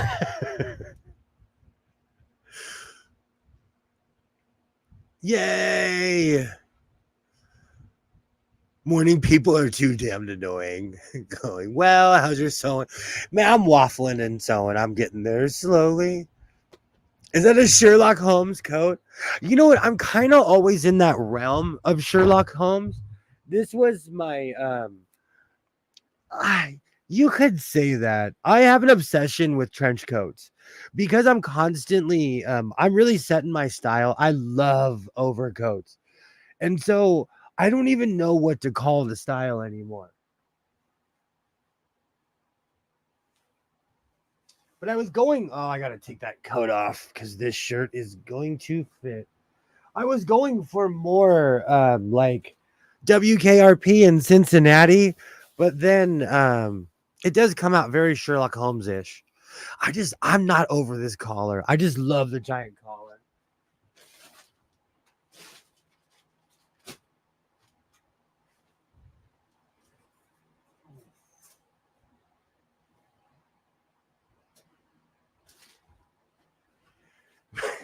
You'd be surprised how much stuff you could get on a dress for. It's a British pimp coat. I'll take that all day. I wake up at noon and go to sleep at 5 a.m. I rule the night. I have almost the same hours. I am a creature. The other day, I have a really good friend named Linda. I absolutely love her. I've known her my entire life. She's just a good person. Like, once she found out that I sew, it's so funny. I walked in full patches to a sewing group with a bunch of 60 and 70-year-old women, and they actually loved me. But the other day, she was dropping off blankets because we give out blankets for charity, and she makes hundreds of blankets. But I looked at her and I'm like, I'm a person of the night. And she looks at me and she's like, you need to restate that. I just like, I'm up all night. That does fit 70s. Because I don't know. I go through these weird phases. I've definitely fallen into this 1970s phase again. The collar on that coat's gonna pierce your nipple. That's what I'm going for. Oh. That collar is sharp. There's a I'm constantly looking at pictures of people and like old school style. And there's a picture of Parliament Funkadelic in the 1970s, and they're all dressed crazy. And then there's one person wearing this definition of a 1970s coat. And I've tried to recreate that coat like 20 different times. Ugh. But that's kind of what it makes me think of. Oh. All right. So now I'm going to attach these arms. I don't know what you call this material. If it's fake wool, I don't know what you'd call it.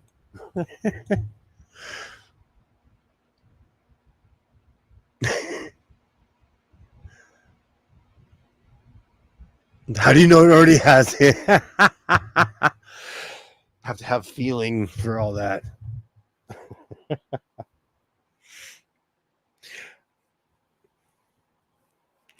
You know what, Killer? You got me going with this shirt. I have a crazy t-shirt collection.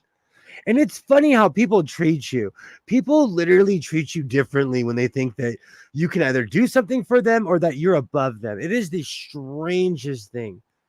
That's one reason I like being on the internet, and you're going to laugh, is because in my real life, everyone kisses my butt because of my job. And so I have this weird thing where I think everybody's fake because they're just being nice to me because of my job, at least at my job. And because I've been raised around that place, I think a lot of people are just nice to me because they have to be. But the internet is a beautiful equalizer. Where you find out if people really like you or not. Oh.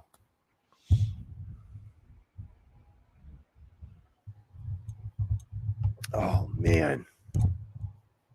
It's been a while since I haven't lined something, and this material is it's funny. I'm gonna use the white sewing machine that I purchased yesterday because it's sitting on the desk. But also I should, give it a run and see how it sews. And if it's a complete disaster, I have a few backups ready to go.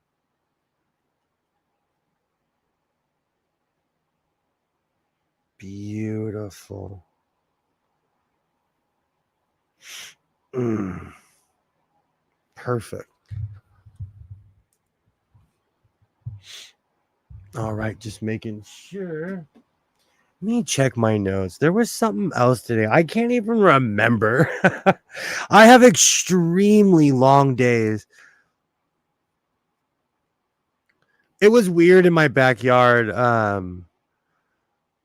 It just made me laugh. My fountain gives serenity to other people. I was trying to film again, and my neighbors were talking, and it made me laugh because at first I was like, "Oh man, they need to shut up," but then it dawned on me they were enjoying my fountain. So I had this weird moment of like, "Am I gonna be the Grinch that stole everybody's peace?" They eventually went away, and I was able to film, but it was a funny moment because I go back there and it is just absolutely quiet and peaceful. That shirt's gonna make you look like a wheat farmer. maybe that's the maybe that's the look I'm going for.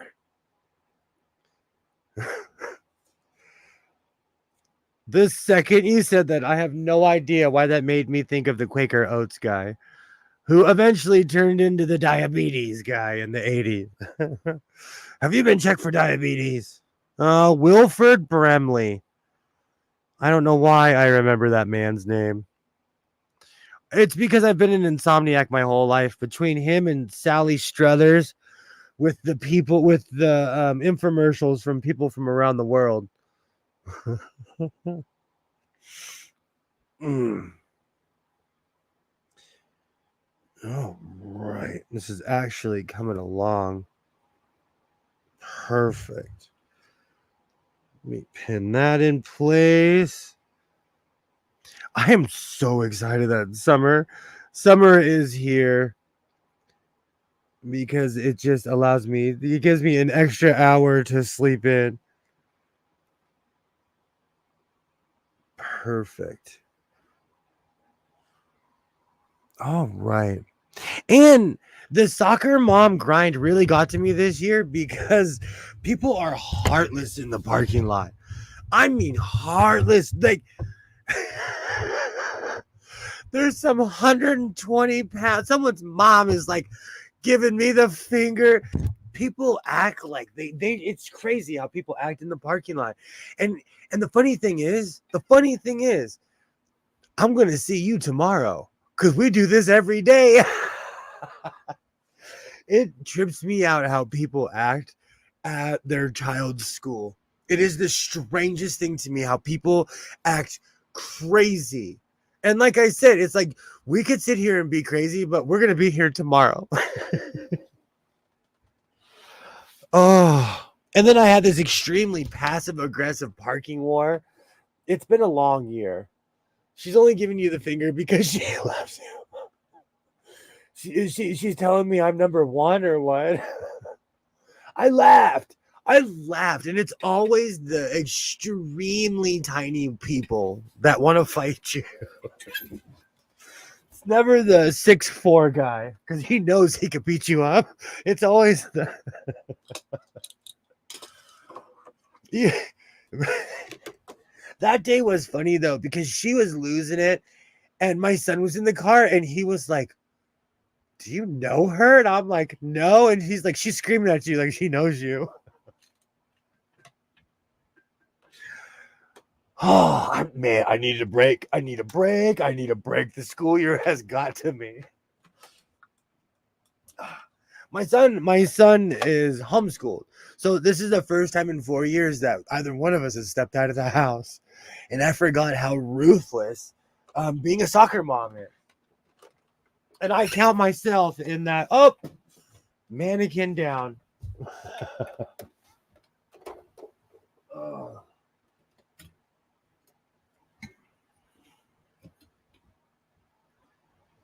Beautiful.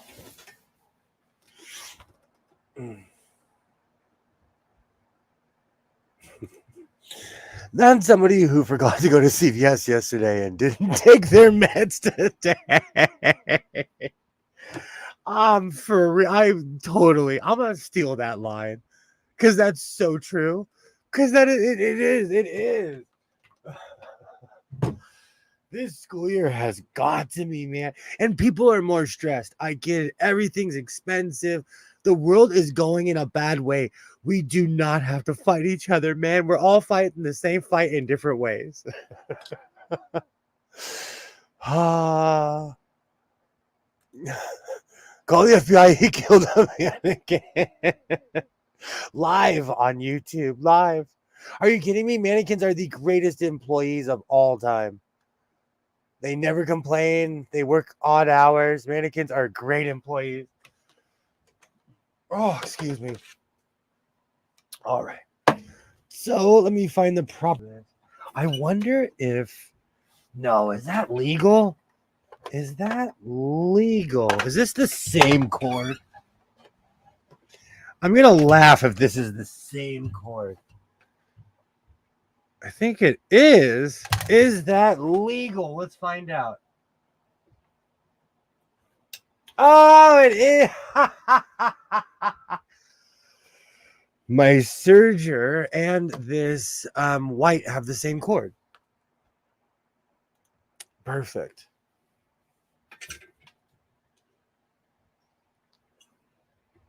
Oh, man. I love it when sewing machine parts are interchangeable. Singer used to do that. In the early Singer sewing machines, most of their parts are interchangeable with anything that isn't a white sewing machine. So it's ironic that a Singer cord is working on a white sewing machine. All right.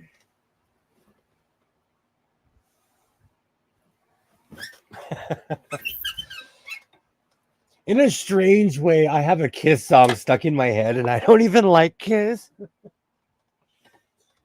Oh, it's been that kind of day. It is that kind of day here in the House of Sewing.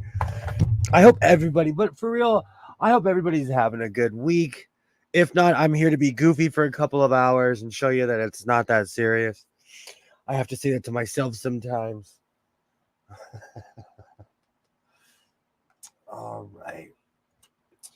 So this is a machine that I purchased for $20. I'm kind of shocked that it's sitting here. This is in perfect condition, and I don't want to say it, but I hate having different cords for everything. The one that drives me insane the most is my cell phone. I have an iPhone. iPhone has this stupid thing where they don't even accept 7-Eleven cords anymore. I constantly grab the wrong cord. When I say 7-Eleven cord, I just mean any cord that isn't Apple. It drives me mentally insane. Recently, my son went through all those stupid little widget connectors. They want $45 for a piece that's this big. It's a point of contention in my life. It is a huge point of contention in my life. Okay, let's make this stitch line. Oh. Perfect. But I agree. I think we should have a universal cord for everything. And then I'd find a way to lose that.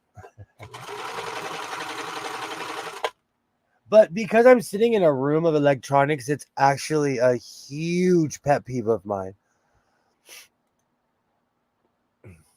That's why Android is king. No, please, like, I'm not even playing. I'm done with Apple. It's time for me to get a new phone, and I've been really doing research. I wanted to get this one Samsung with this giant screen, but I feel like I'll crack it. And I do watch Netflix and YouTube and all that stuff on my phone, but like it just doesn't have good reviews. But it's basically like a tablet that you walk around with. I need a new phone. Yes, Apple charges way too much and tries to take away your choices for accessories and repair. It drives me insane. And you know, they have no loyalty anymore. As somebody who has purchased Apple products for a lifetime, basically between my parents, they have no loyalty. I own quite a few iPhones. Well, because of my job, they like every time I get a phone, they slowly buy it for you. And so I own every iPhone that I've ever had that's connected with my job. They have no loyalty.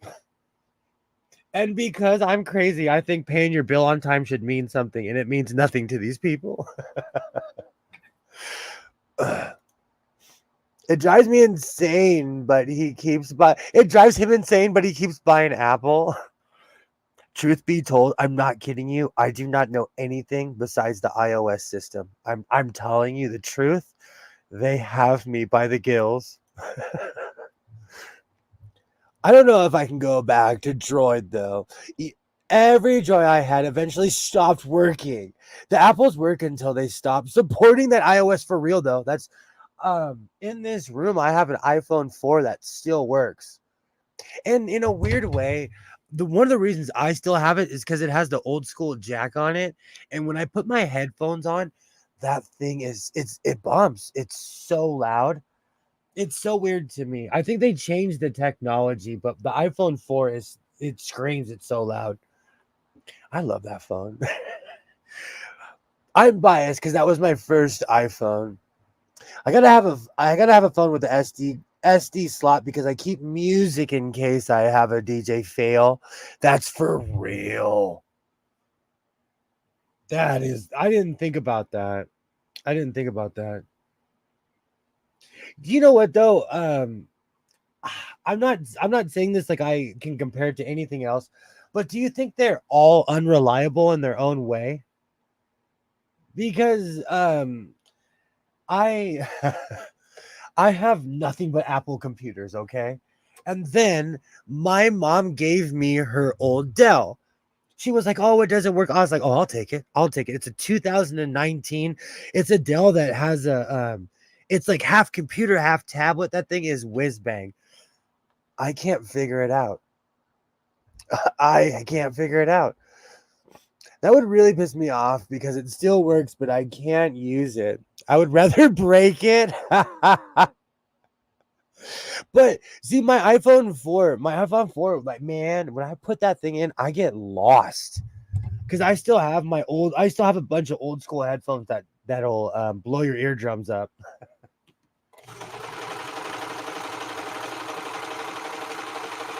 In a weird way, they have this weird noise regulation on everything. My phone, if you want to see a grown man yell at a device, my phone will be like, I think you're listening to this too loud. My son laughs at me because I'm like, stop telling me what to do, iPhone. He comes out here and checks on his crazy father because he's out here talking to his phone. My iPhone all the time, because I have a Bluetooth speaker I purchased that is loud. But it'll tell me, like, this is exceeding iPhone's blah, blah, blah. And I'm like, man, stop talking to me.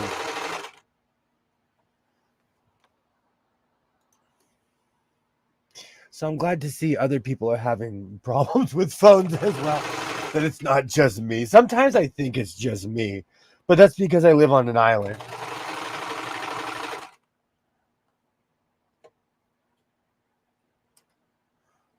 Or like when I see internet messing up, I'm like, oh, I know you have Spectrum.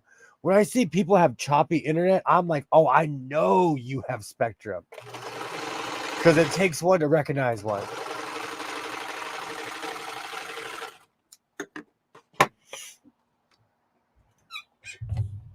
What should freak me out and doesn't is how when I got to the car, it guesses where I'm heading and gives directions. Do you know what's so funny? That took me a while to get used to. That took me a long time to get used to. Still to this day, it's weird to me. Like on a Saturday, I'll get in the car and it's like, oh, are you going to the high school? Are you going to the MMA class? It's like, phone, don't tell me where I'm going. That still kind of gets to me. But I'm weird about technology. I have a love-hate, says a man who's sitting in a room of technology. I break phones. I sit on them, drop them all the time, so I have to get a cheap phone. Plus, the environment I work will eat your phone alive. Oh, excuse me. I wear my phone on my hip like an old man named Cleophas. That's the only way that I can't lose it. Do you know what's funny? When I lose my phone clip, I'm like, oh my God. Like right now, I'm looking for my phone clip. I'm like, what did I do? I'm not kidding you. I wear my phone. I have to, or I will lose it. I am old Uncle Cleophas wearing his phone. He's old. See, Kilroy knows he's old, man. His brain is going soft and he yells at inanimate. Well, to be fair, Kilroy, I talked to them first. Oh, it's bad enough. It's bad enough. It starts showing you things and ads for products you talked about. Okay. That I'll still never get over. Being on your stream, when I stream with you, when I get off, and we're chilling and I click off, I'll go on my phone and it will show me all the songs from the beat bracket, at least if it's near my my playlist. It's crazy. So your phone is always listening, at least Apple. But like with Apple, you sign a contract saying like, oh, okay, I know you're spying on me. So they at least they're honest. Start talking about sex toys. See if they show sex toys. They do. You were there 4 years ago when I used to stream with the other group that shall remain nameless. All kinds of crazy stuff used to pop. You were there, Kilroy. All kinds of crazy stuff used to pop up. So yeah, you talk about sex toys, you talk about anything. I talk about flags because I am sitting in a room of flags. I have flags on the ceiling. I have flags everywhere. They try to sell me flags all the time. It's a soft rain. It's soft rain worse than a smooth one.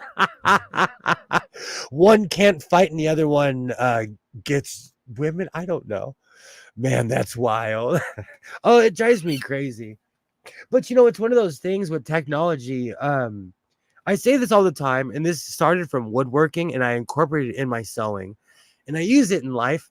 If you can't fight it, feature it. And I'm not saying it's okay to be spied on, but let's be real.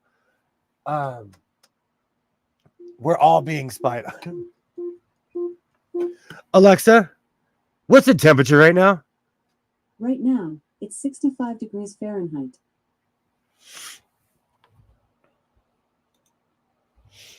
Wait, talk about Jimmy Hoffa. Maybe it'll tell you where he's buried. Do you know that when they got rid of Giant Stadium, I'm not kidding you because I'm into geeky stuff like this, they literally sifted through every piece of dirt looking for Jimmy Hoffa, and they didn't find him. I won't even say what they found, but they did not find Jimmy Hoffa. But when they tore down Giant Stadium, they looked for him. It was a big deal. You can look it up on YouTube. There was a whole big special behind it and everything. The effort they put in for a rumor is crazy. Is crazy. And they didn't find him. Because it would have been national news if they did.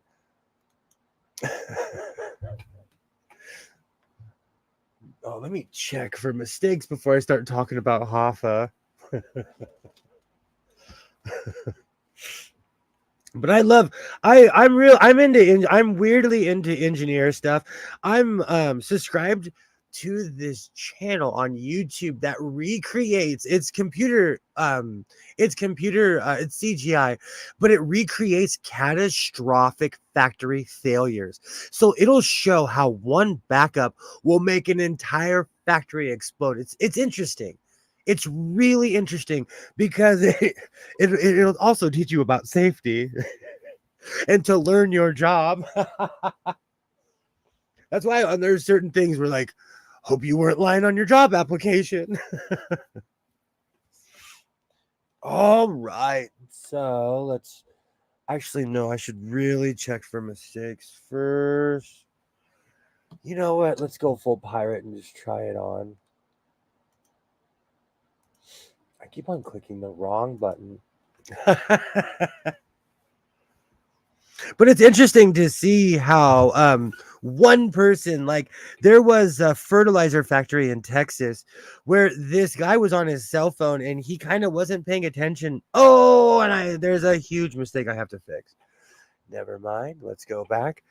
And it showed how a pressure built up literally made half of a town explode because this guy wasn't paying attention. And if you have a hardcore job like that, don't be on your phone.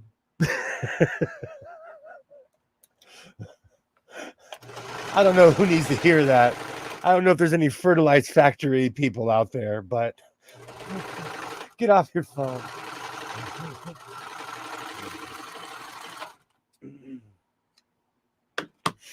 And it's always like in Texas or Greenland. It's always in places where there's like factories and wide open spaces. But it's interesting. And there's quite a few in California. They showed the San Onofre reactor breach, a nuclear reactor breach. It's an awesome channel. I have to remember the name of that channel. All right, let's see how this oddly, I don't even know what you would call this. Depressed orange. Now the question is, did I put this on front to back or back to front? Oh. All right, so that's perfect even without looking. Hold on, I'm doing this live on YouTube, so I gotta see. I still do not know my rights from my lefts on YouTube. Let's back up the camera a little bit. That is perfect. I just want to say for the record, Dose, Dose. We sew here in the house of sewing. Dose, I'm looking at you.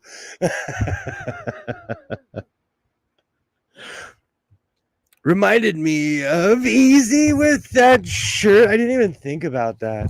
I'm gonna add a hood on this, but I don't know if I'm gonna add a hood on this or not. You know, I put hoods on everything. I might just leave this as 2 in a row. I actually used to come on every live stream and make something, but then I just started just waffling and waffling and waffling. Easy was a crip. You know what though? All those guys were intermingled because Snoop Dogg and all those guys were Crips, but what's his name? Suge Knight, all those guys were Bloods, you know? So they all hung out with each other. In the end, it was only about money. It was only about making money. I love this shirt. And this doesn't have the Freddy Krueger effect like that other one that had stripes. And for anyone keeping score, because Alibaba, if you're watching this, you are missed. But my stripes are going all in the same direction. When you sew, it's kind of this weird thing. It's important that there's continuity in the arms and the shirt. And it only took me a couple years to figure that one out.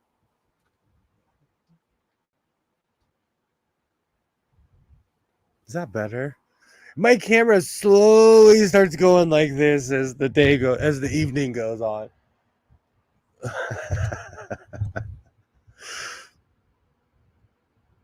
He looked like he's auditioning for a paper towel commercial. I'd take it right now. I'll take it right now. I'm not going to.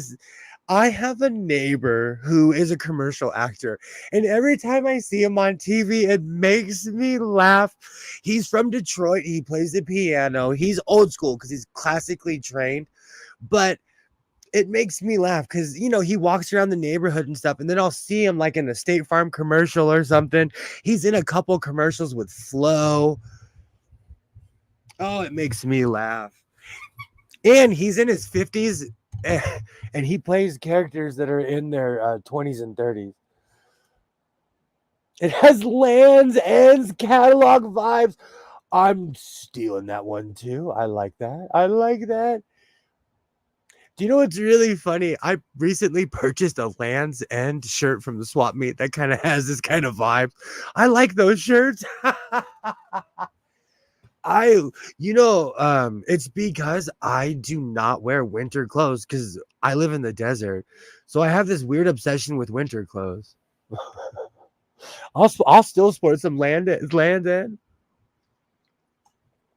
And you know what? I talked about this the other night, but my friend Marquette walked up to me on Friday and he was like, they don't sell jean shorts anymore. I was like, bro, welcome to being 40. And I know I talked about it the other night, but I'm not over it. We need to bring jorts back, and not Stone Cold Steve Austin spray painted on jorts, but we need to bring back, we need to bring back jorts for, you know, the people like me who are in their 40s who are not ready to get rid of jorts. But it made me laugh when Marquette brought up jorts because I went through the same thing he went through. Because like you go to the store and you're like, my style doesn't exist anymore. I went through that exact same thing that he went through. I felt for him. And if you're not a cargo jean guy, you're up the creek. Yes, Rashawn, this looks like a catalog. I don't have the kind of lifestyle or social circle to ever order from. I know a bunch of yuppies. I know quite a few yuppies. I live in a yuppie neighborhood. You know what? My white sewing machine held up. I'm actually impressed. Your shirt makes me want a picnic.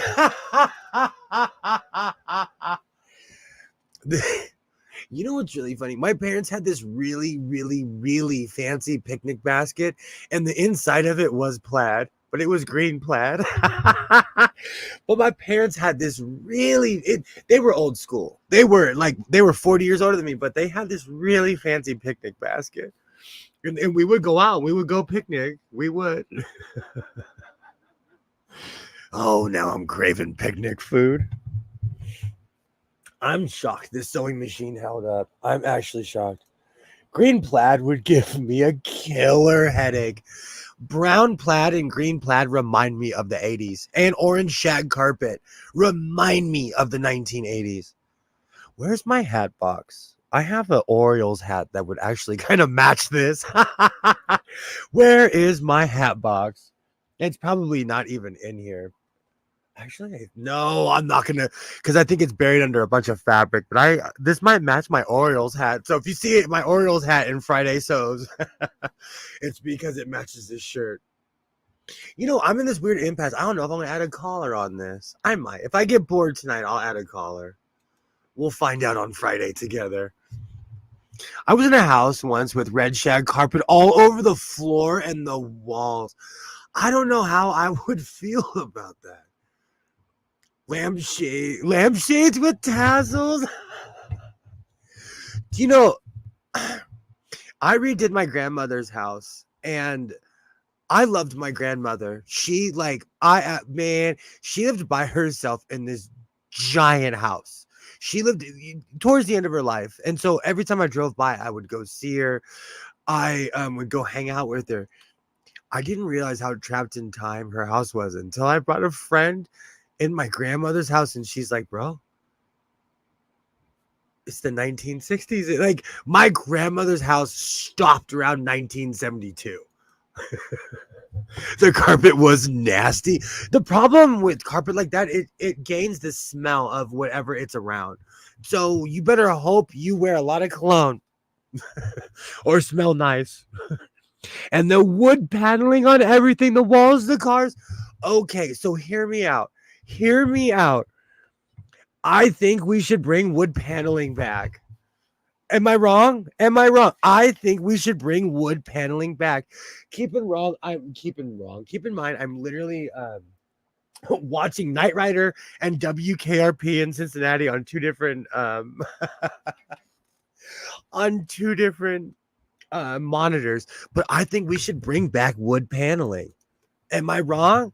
I liked that look. But again, I'm biased because I was from the era right before they tore all that stuff down.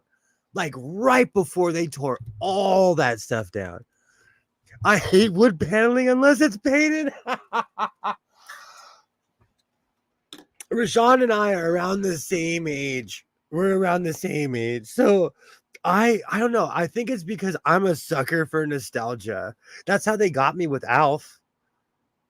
I'm just a sucker for nostalgia. Oh, says the guy who's going to be up all night watching Airwolf. I still use some old school alarm clocks just to have o'clock where I want it. Oh, sorry, A clock.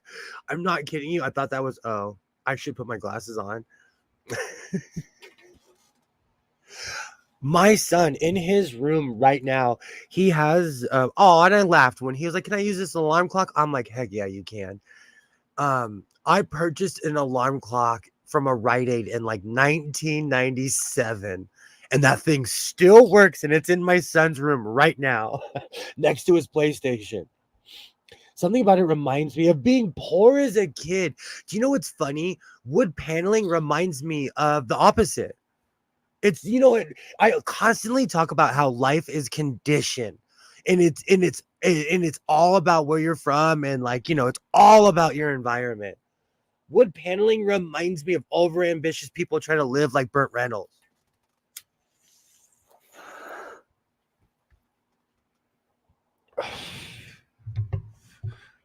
I have one out in the garage because if I don't, I'll be working on a project until 4:30 a.m.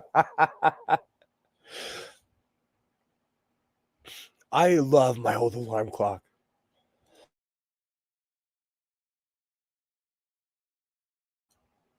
Those old Buicks remind me of the same thing. Okay, my pops had a gold Buick. It just man, I miss that car.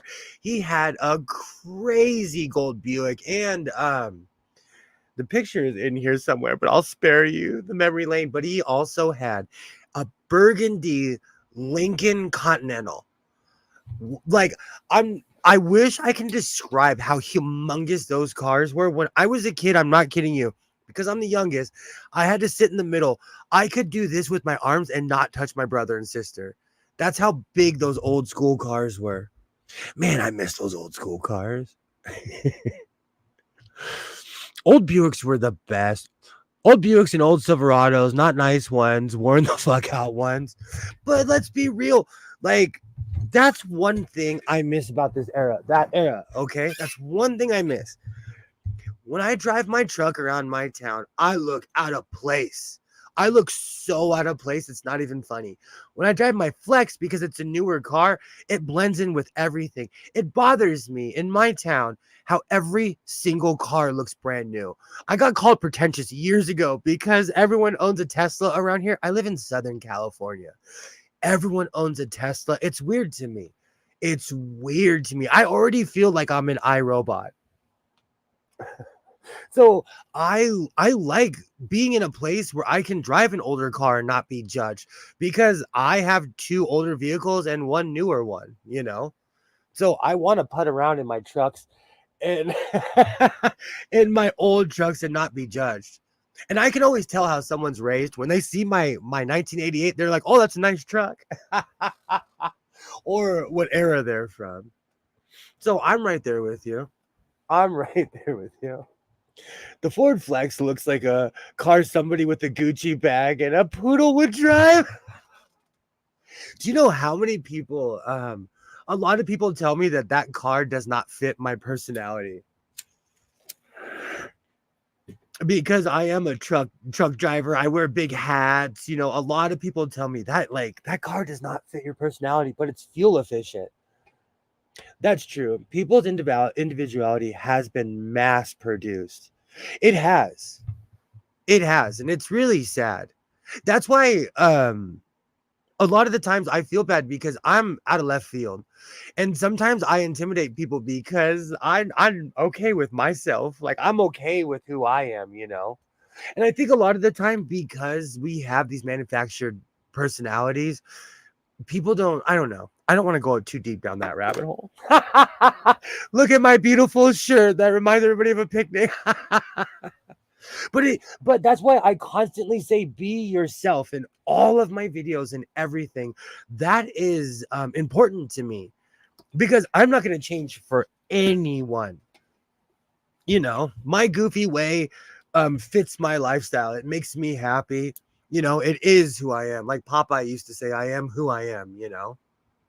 Even with sewing, I'm sure people are like, "You're a man who sews?" I'm sure it throws people off, but when you're okay with yourself, you know, magic ensues. That's actually a pet peeve. People who want to be special and do so by copying trends. Yes. That's why like, a lot of people, they ask me about my vests and stuff. They're like, "Who made that?" I'm like, "I did." What are you talking about? Like, why would you wear a vest that somebody else would make? I agree with you. But I think also, though, we now live in an era of legends. Like, when I was a kid, people were into Eazy-E, but it seems like he's been deified. Kobe Bryant, oh, I'm forgetting his name, Nipsey Hussle. These people have been deified, you know, nowadays. And people are literally pretending to be these people instead of honoring them for being individuals. My personality is a Chrysler from the 80s. I think of myself as as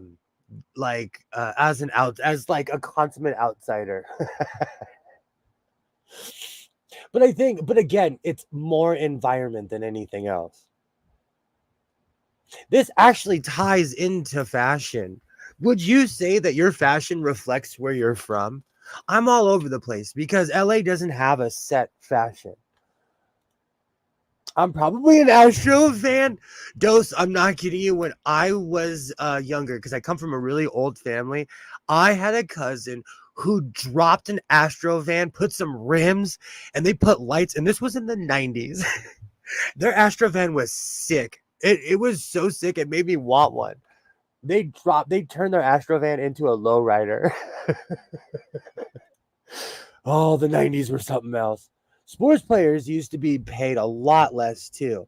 Now they get paid as much as doctors will make in their whole career. That drives me crazy too. I don't get it. I'm I know I'm defective, but I appreciate not making heroes out of random celebrities. You know what it is? You're not defective. See, that's the thing. It's random people are picked to be put up and say, "Oh, these people are better than us." You know, I that's why I have an obsession with what I call real people. Like I constantly talk about Nancy Zeman. When I was a kid, Nancy Zeman, she was in an accident and she she had something wrong with the side of her mouth. Long story short, I never noticed it. The woman literally taught me how to sew watching her on PBS. You know, nowadays they wouldn't even put her on television because she doesn't have the look. You know, we've changed as a society where we are beyond pretentious. We need to find a new term for that. I never got into celebs. I waffle back and forth. I'm an Econo line from the 1980s. I don't know if you were here in the 1990s. A friend of mine, we promised each other that when we grew up, we were gonna get an Econo line and travel around America. And we still make fun of each other for that on Facebook all the time. We were little kids. We're like, man, we're gonna get a van and we're gonna travel around America, man. Pretty people have ugly personalities. Well, it depends on the person. Like I've met celebrities that were I used to talk about this all the time. I met Mark Curry. I met Mr. Cooper. Mr. Cooper was the realest human being I ever met in my life. He bummed a cigarette off of my friend and we sat there, we hung out. He was just one still to this day, I hung out with Mr. Cooper. He was a real person. Mark Curry is he's a man of the people. And I recently saw an interview with him and he purposely goes out looking for people. So that's his thing. I've met other celebrities that are awful people. I tell this story all the time how I got shushed by Lenny Kravitz. It was weird to me that a grown man tried to shush me. I'm just gonna say it. I met Matthew Perry. Matthew Perry was the nicest person on earth. And I know I'm going to get in trouble for saying this. I met Sarah Silverman, and she is a problematic human being. I'm not saying that. She is the nicest person. When you meet her in person, she is nice to every single person that she comes across. But then when I looked at her, because I met her, I didn't watch television throughout my entire 20s. So I would meet these people and move on with my life. When I found out the things that Sarah Silverman has done and said, I'm like, that's not the person I met. But I met her actually in person, not like, like on a set or anything. What was the context of the shushing again? I worked at a Starbucks in West Hollywood and I walked out and Lenny Kravitz was sitting in a convertible. It was like, let's say 1:00 in the afternoon. It was West Hollywood, California. The Starbucks that I worked at was called WeHo 2. West Hollywood is a very popular place. The Starbucks I worked at was on the far end of West Hollywood, so it was kind of abandoned. It would either be considered the beginning or the end of the parade route, depending on what side you're on. Long story short, I walked out and I saw Lenny Kravitz. And have a great night, Dose. I'm going to end this pretty soon. Have a great night. Have a great night, Dose. Thank you for stopping by. I hope you found your keys. Long story short, I walked out and I was like, I'll say I've never done this before and I haven't done it since, but I was like, I was kind of starstruck. I was like, that's Lenny Kravitz. And I said it out loud. And I did this. I was like, hey, Lenny, how's it going? And I pointed. I said, Lenny. Anyone who knows me, I say, how's it going for everything? It's my default. And if you think I'm kidding, I got how's it going from Beavis and Butthead. That's how old I am. Long story short, Lenny Kravitz shushed me. He went like this in his car. Okay. I looked around. There was no one on the streets. I'll admit, I'm crazy. I turned to Lenny Kravitz and I was like, I'm a grown man, Lenny. And I walked away. I got offended that Lenny Kravitz shushed me. And I was like, man, this was 20 years ago. I was like 19, 20, around there. Sarah Silverman always seems like a see you next Tuesday to me. She was so kind. It was weird. She was so kind. So Lenny Kravitz shushed me and I threw a tantrum and I got shaky at him too. I was like, I'm a grown man. I was like 19, 20. Barely fit my boots. Barely fit my boots. But Lenny shushed me and I walked away. I'm a grown man, Lenny. And because I'm crazy, I yelled it at him. It's a funny story. To me, it's a funny story. And let's be real, that was like, wow, 22 years ago. Wow. I was a greenhorn back then, too. I was a rookie. Oh, wow. But yeah, that was 20-something years ago when Lenny shushed me. And the sad thing is, 20-something years later, my answer may be a little bit more reserved, but I will have the exact same answer if you shush me. Oh, now I'm imagining you with a ping pong ball afro yelling at Lenny Kravitz. You know, I was going through things. I had this weird sideshow bob thing going where I would just I would wear a hat and I would let my fro go under my hat like a 1970s baseball player. I was going through things back then. That was like the death throes of my hair. That was like the end of my hair because after 2000 something, I just started, I just accepted the fact that I'm bald. But I had this really weird scruffy sideshow bob thing going on back then. I didn't cut my hair for almost a year then too. So it was weird. My hair was weird. I was going through things. Maybe wearing that hat is what killed your hair. I tell my son that all the time. Because he's like me. He falls into like certain things, certain trends, and he's always worn a hat. Oh, I miss it when he used to wear his cowboy hat with me. We'd walk around wearing cowboy hats. Oh, but long story short, he wears his Raiders hat now, and I'm like, dude, you're gonna lose your hair. But you know, these kids are armed with facts now. I tell him, shave, your hair will grow back faster. He's like, well, science says blah, blah, blah, blah. And I'm like, show me. And he showed me some video and I'm like, that's not real. But he has actual facts to counteract what I'm saying. So when I step to him with certain things, he's like, well, science proves this otherwise. So he thinks that hats do not make you bald. I'm old school. I wore hats forever. I think hats make you bald. But again, there's no science behind it. It's just the fact that I went bald. So he just you know what? With children, let him figure it out the hard way. He'll figure it out. He will figure it out. And you know what? Like, I feel sorry for him because he's also starting to realize that he will be bald because he's already has kind of a receding hairline. So, you know, he'll figure it out. If you know how to search right, you can legit read medical journals now. They have them at my job, and there's some things that are over my head, but a lot of it's just written in plain English. They know too much and yet too little. We knew too little and yet too much.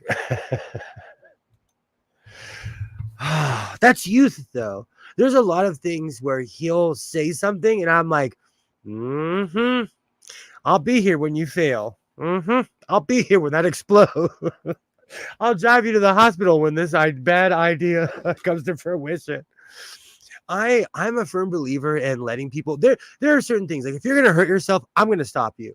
But there are certain life lessons that I think should be taught.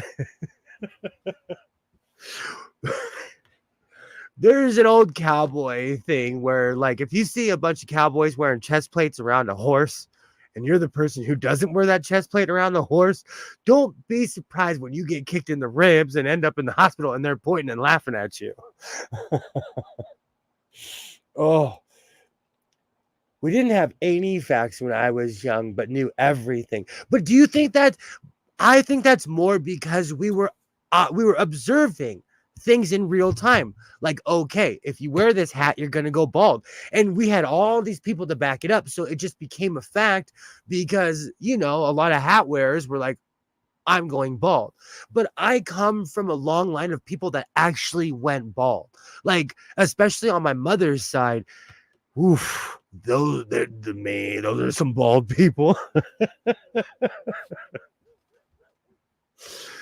Not everyone with every male with my mom's last name started balding at like 16. Yeah, we had a lot of old wives' tales. But okay, I agree. I agree with that.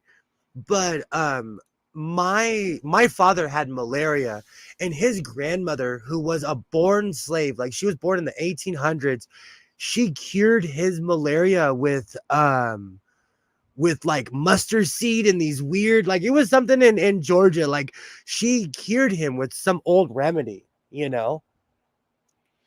If you spank your monkey too much, you go bald. Oh wait, that's blind. I should be blind then. We were raised with how's it going? How's it going? Great to see you. Great to see you, Shags. Great to see you. Welcome, welcome. My mom was gray, but by the time she was 17, exactly. And on my mom's side, like same thing. And on my mom's side, they were bald. They were bald. My grandfather, they were bald. So I knew what was coming. I accepted it. That's why people ask me all the time, like, I miss my hair, but I just started shaving my head. Like, I had no choice. I looked like I was in Earth, Wind, and Fire. Like, people think I'm joking. I looked like I was in Earth, Wind, and Fire. I would have went blind by the time I was 16 of spanking your monkey. It's true. I would be walking around with a cane right now. How's it going? How's it going? Oh, I can't remember which one. You know what? We were raised on a lot of tales though. Is there anything that when you grew up you're like, "Oh, my parents were liars." My parents my mom told me a lot of fables. My mom had me scared of other humans because she told me like when I was a little kid, she's like, "Oh, if you leave the block, you're going to get snatched." In which was in retrospect it was a good way to raise a kid, like but I'll never forget these people pulled up and asked me for directions when I was a kid. My parents had me so scared of people snatching kids that I was like, I don't know you, and I ran home. And still to this day, I kind of laugh about that. But my parents had me scared of my own shadow as a child. I thought I was already a sub, but I was wrong here. Well, thank you. I made this shirt. Doe said it looked like a picnic basket. I might add a hood. I still might add a hood. Thank you, Shags. We'll see if I haven't been sleeping at all lately. So when the stream's over, we'll see if I'll probably end up making a hood. My mom wasn't worried about anyone taking me. She was worried about they were gonna give me bag. My parents were paranoid. My dad was a Vietnam vet, so he was like ultra paranoid. And nowadays, kids show their donkey donk to everybody on TikTok and talk to bots in China and Russia. Oh, I think about that all the time. Like, I'm not like, you're a product of your environment. You know, I am open to all kinds of things. Like, I'm an accepting human. I'm not a closed mind person in that sense, but in a lot of ways, like, I dress like Wednesday Addams.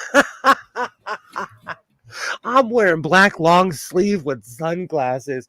It makes me laugh. It just makes me laugh. And I don't even do it on purpose. It's just something inside of me. But I don't know. It's one of those weird things. Is your style come from, do you still dress the way that you did 20 years ago? Because style is reciprocal. And I see certain people that never changed. I made the mistake of moving back to my hometown. And it's weird to me how I'll still see people wearing, like, oh, what was that one brand, the MMA brand that everyone used to wear? Oh, I can't remember now. But I have friends who still dress like that. And I'm like, bro, that was 20 years ago. But I can't talk because I wear vests. I dress like Judas Priest. I dress like a 1980. No, I dress like someone from the 1970s of how much denim I wear. You know?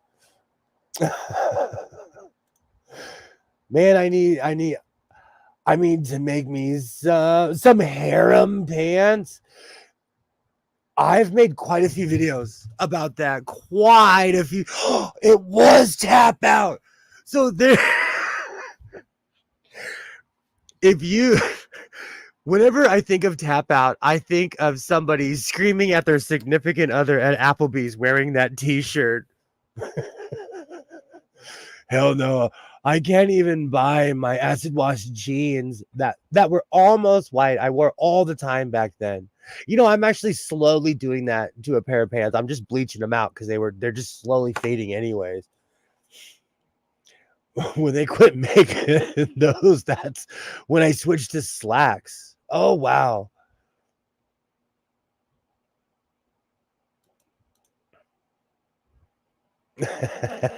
Oh, I know. Well, I'm talking about people that used to wear Tap Out shirts. Like, it takes a certain type of person. And my son's in an MMA class right now, and I'm being reintroduced to those people. And it just makes me laugh. The shit reset on me. Harem pants, dude, all day. I've made quite a few. I made quite a few videos about MC Hammer pants. Oh, and Affliction too. Yes. In my hometown, there are people who still wear that. When we were doing research for MMA gyms, I laughed. There are as many MMA gyms in my town as there are Starbucks. Anybody who knows how to throw a punch has opened up a gym out here. And I don't think there's anything wrong with that. I'm a capitalist. I'm pro making money. But it takes a certain type of person to live that lifestyle. I lived in Phoenix when that shit was huge.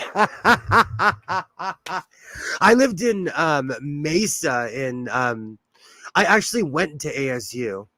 So I lived in Mesa back in the day. Way back in the day. Affliction didn't take off around me. Tap Out did. That's the same here. Around here. And it's just, you should open up a sewing gym. Gertie, I've been subscribed to her for 6 years and I still don't know the name of her YouTube channel. But Gertie recently bought just like an old, I don't know if it was like an old factory or something. And it kind of inspired me to do that. But again, that goes back to the conversation of how I don't want to live in downtown LA.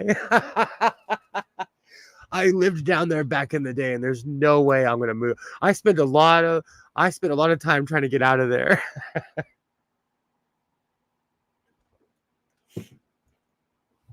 But I think it's time for me to, I need more space. And I want to move before the economy completely tanks. Because I have a bad feeling that's or I should wait till the economy completely tanks and then I can buy a whole block instead of a building. But I need more. I definitely need more space. Mona reminded me today that with all the sewing machines I have, I definitely need more space. You know what? I would have to move out of state though, because my smoking gym would have my gym would have a smoking section. Then you should have moved in 2019. You know what? I was going to, and then 2020 turned out to be one of like the craziest years of my life. And I'm sure a lot of people could say that, but my life completely imploded in 2020. And you know what's funny?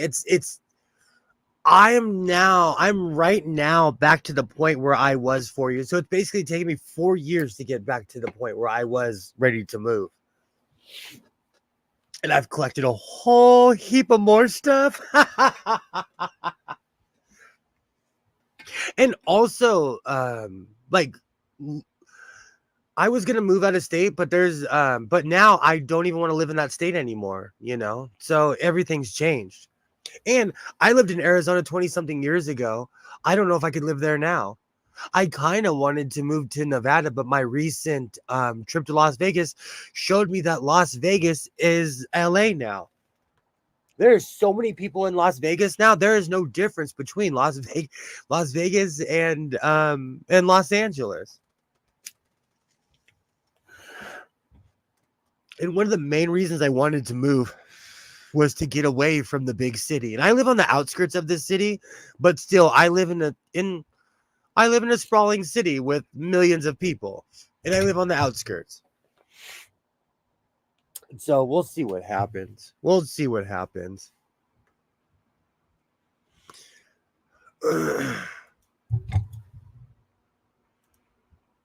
Yeah, but Las Vegas isn't all of Nevada. I agree. No, I agree with you.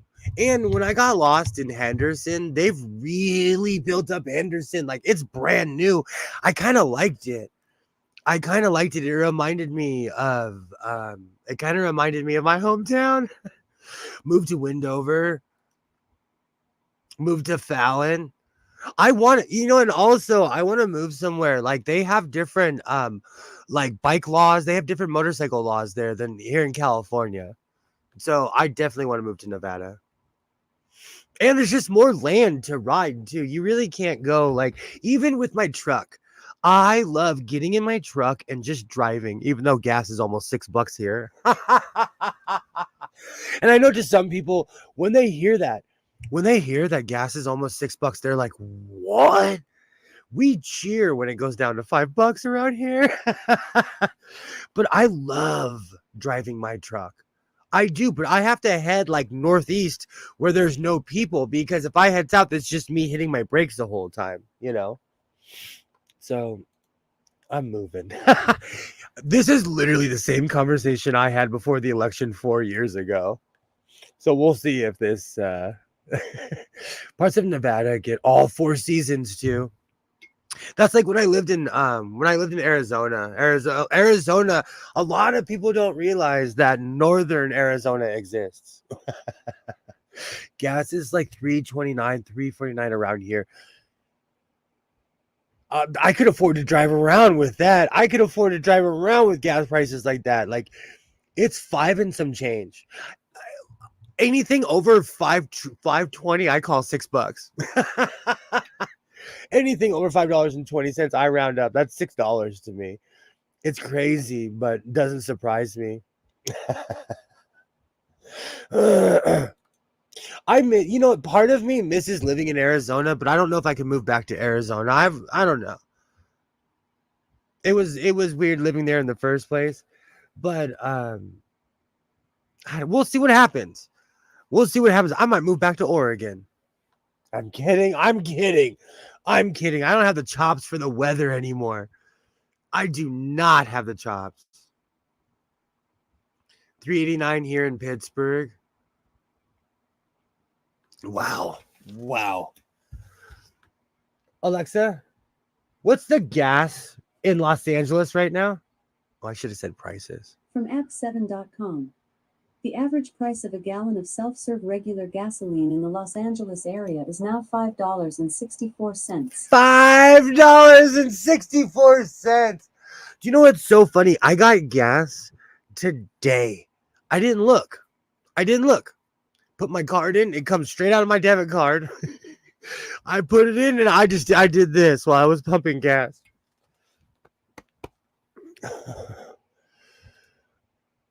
Cool, you're in the Berg. I'm 2 hours north of the Berg. That's awesome. That's awesome. For some reason, Shags, I thought you lived in Arizona. I've lived all over the Southwest. It said self-serve. Do you have full service available? No. Well, at the really bougie gas stations, we have full service, but that's at like the really bougie gas stations. All gas stations here are self-serve. Matter of fact, the gas station I went to today, it wasn't until I was done pumping my gas that I noticed they didn't even have an attendant. And I was like, my mind was like, what happens if you pay cash? Erie, eh? No, I'm kind of between Erie and Pa. I set a record in Arizona when I was born. Oh, were you like the 300 millionth American or something? There's some full service around here, same price as self-serve. That's another thing. You end up paying more money if you get like the full service. It's crazy here. But like when I lived in Oregon, everything, you do not pump your own gas. Now you can, but somebody pumps your gas for you in the state of Oregon. Then I moved out there when I was 20, and then when I was 22, after I lost my little sister and dad, I'm so sorry. I've moved all around, but the funny thing is I keep on ending back. I've moved back to my hometown, and I constantly say this place is like a black hole. But I think that's anybody who's traveled around. Like you move, and it always made me laugh. Like one time I was in Mexico for 6 months. I could have come back anywhere, and I came back to LA. So it's just weird that way. I went to a station without an attendant one time. It was spooky as shit. Didn't feel anywhere close to right. It's weird to me when there are attendants. When I go to a gas station, I'm by that is a one-person sport. I was the largest baby born in Maricopa County Hospital in 1986. You and I would have went to high school together. Well, actually, no. I was like. I'm a little bit older. I moved to Pittsburgh at 4 years old from Fallon. Oh, that's awesome. That's awesome. So you a Pens fan? I'm a hardcore Kings fan. I am like a die-hard Kings fan. It's been a long day. Do you know when I do these live streams, I always tell myself like I'm only gonna go for an hour, but like Dose pointed out, we've been productive the past 2 live streams, so I've actually made something. All right, I'm gonna tap out and go find my affliction shirt. What sport? Hockey. I'm obsessed with hockey. I am like, when it comes to hockey, I think it's because I played hockey as a kid, and so I gained an appreciation and a love for it. And it's one of those things I never outgrew. I was obsessed with baseball, and I find myself coming back to it. But when I was in my 20s, I couldn't tell you who won the World Series, but I could literally name every team that won the cup from like 1989 on. In order, and it's really sad. It's really sad. But sports is funny that way. I lived in a neighborhood where that's where everybody did. So, I acted accordingly as a kid, and I fell in love. I respect left out, never got to ice skate. I shock people. Whenever I get on ice, I love the reaction. They're like, does this guy know how to skate? And I always do that awkward thing of like, ah, ha, ha. And then I go into full stride. You've got to move to Pittsburgh, man. East Coast hockey is way more hardcore than West Coast hockey. I know I'm watching the playoffs right now. Like you know what's so funny? The East Coast teams are always better than the West Coast teams. But the Knights won last year. The Roach is my favorite player next to Yarmir Yager. You know what's so funny? Fucking troll. When I was a kid, I loved the Pittsburgh Penguins. And I rocked a Lemieux jersey because Snoop Dogg wore one. I can't remember what video that was. Oh, what video was that? Smoking windows sip. Oh, it's the Gin and Juice video. In the Gin and Juice video, he's wearing a Pittsburgh Penguins jersey. It's the old one that says Pittsburgh across the chest. Man, I gotta go to my mom's house and see if she still has it in the house. And the sad thing is, it was so baggy, it probably will still fit me now. LaRock is the black Canadian goon from the Pens. Good times. Do you know Ryan Reeves? He's probably, I don't even know what team he plays for anymore. He is one of my favorite hockey players because between him and Wayne Simmons, I used to always jokingly say that Wayne Simmons was the greatest middleweight champion of all time. I'm going to troll his ass into moving into a state with reasonable prices.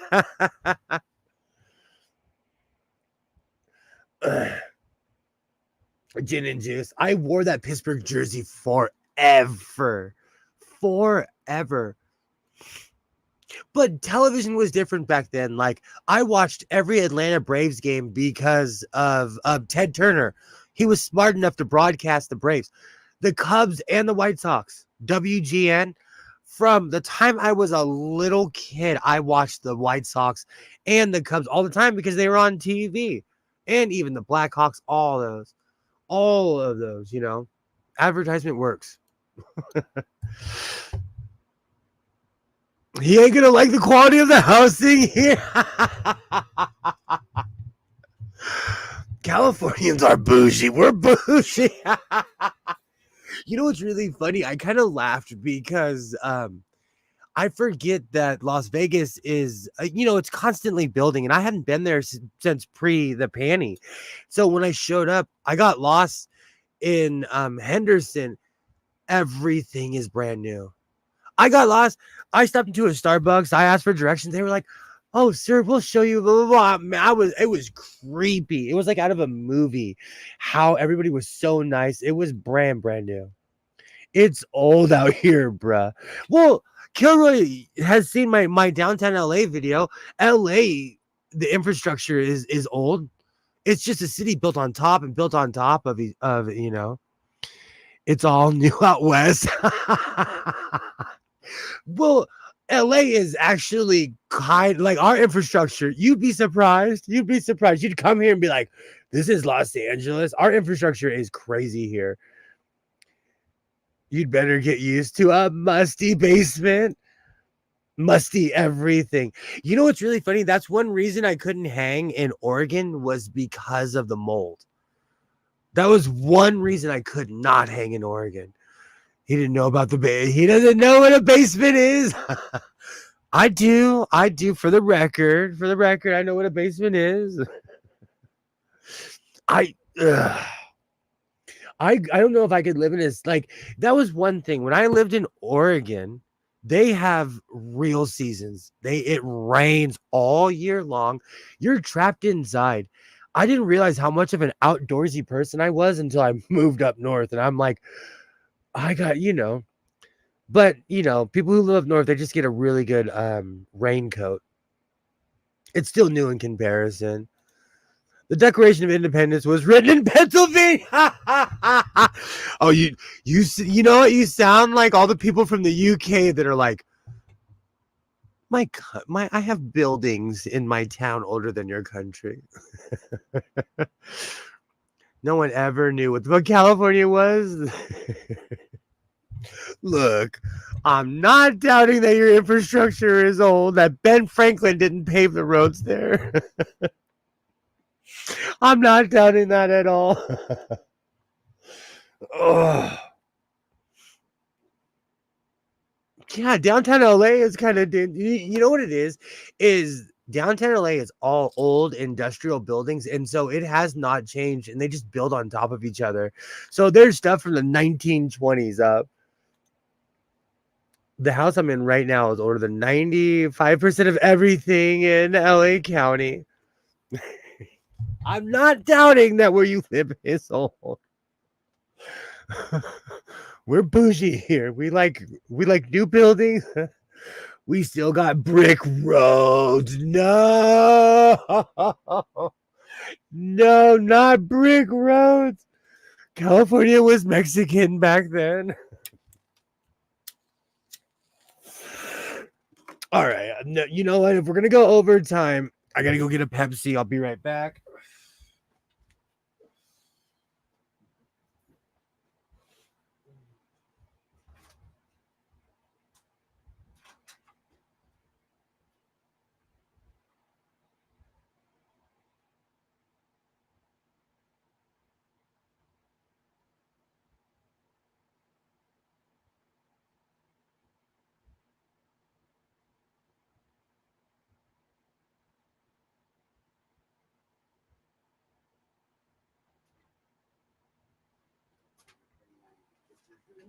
No, I do that all the time. Oh. I had to go get I had to go get some barbecued chips and a Pepsi. Have a great night, Rashawn. We got houses that are 200 years old. We still got falling water. There's a town around here where once in a while the asphalt breaks and you can see the brick road underneath. Yikes. Have a great night, Rashawn. Thank you for stopping by.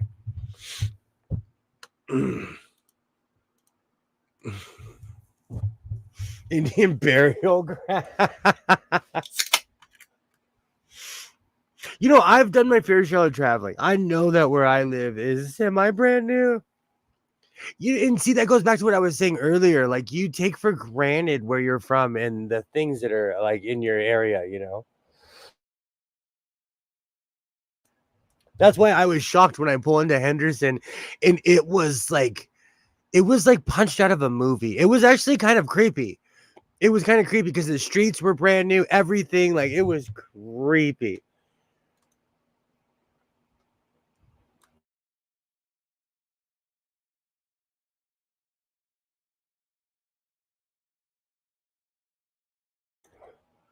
No, that's my son.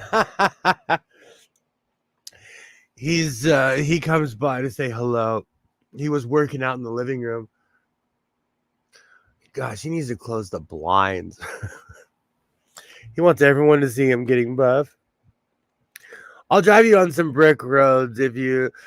It's like a massage on the at the right speed. Around here, they have these stupid, strange things now where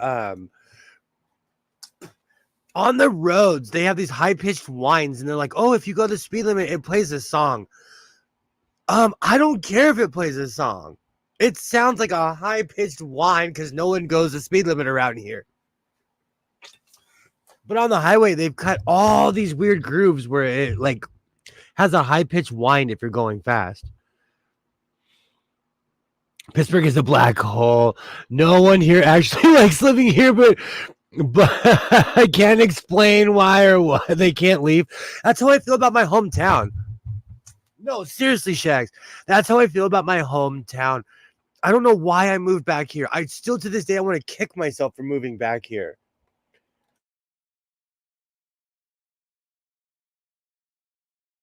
But I feel like a lot of people are like that. Like, if you're from somewhere, it is like a black hole. I truly feel like that. My town is so yuppie, it does not even reflect who I am anymore. And I keep on moving back here. I left twice, and I'm same. It's one of those things, man. Pittsburgh always reels your ass back in. You can check out anytime, but you can't leave. Man. Hotel California, man. That is some wisdom, some ancient wisdom. Those crews are for people who fall asleep while driving. Because they're redoing all the roads by my house, and I live by a main vein of the 5 freeway. It drives me mentally insane. And because I live in a place where a lot of people aren't from here, I'm flying past people. And to give you perspective, on the one stretch of road I'm talking about, we have 7 lanes, and people still manage to drive slow. If I don't move back, I would have met my girl. I want my son to have more of a like I had the old school Americana experience as a kid, and that's not necessarily around anymore. And I kind of want my son to have that experience in high school. And I had that very like stereotypical, almost like Wonder Years experience, and you really don't have that anymore. Also, for drunk drivers too, they put those grooves in around here, and now the drunks crash into houses and telephone poles instead of crashing into the ditch. I don't know which one's worse, though, Kilroy. There's some outside of Philly, and if you're doing the speed limit, it sounds like a song, or is a song. It drives me insane. And there's one that sounds like a siren. So you think you think like you're being pulled over. And so many people complained about it that all they did is extend it.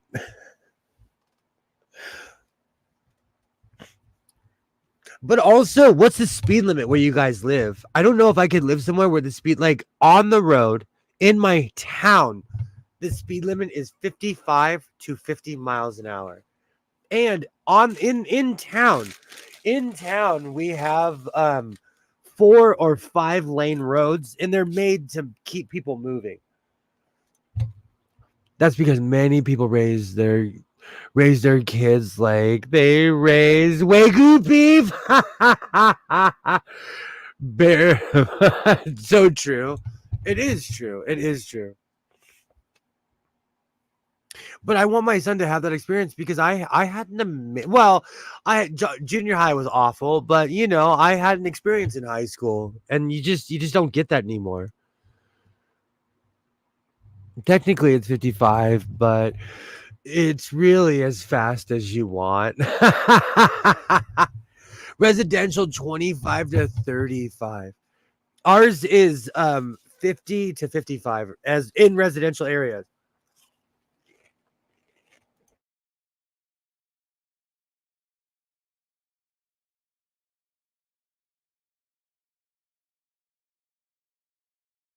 Someone I really respect and love today was like, man, you guys drive like crazy people out here because they're not used to how fast we drive around here. Actual highway is 65 to 70. That's same here. Same speed limit here. But we drive. See, but that's different though, because that is our speed limit, but we drive like crazy people.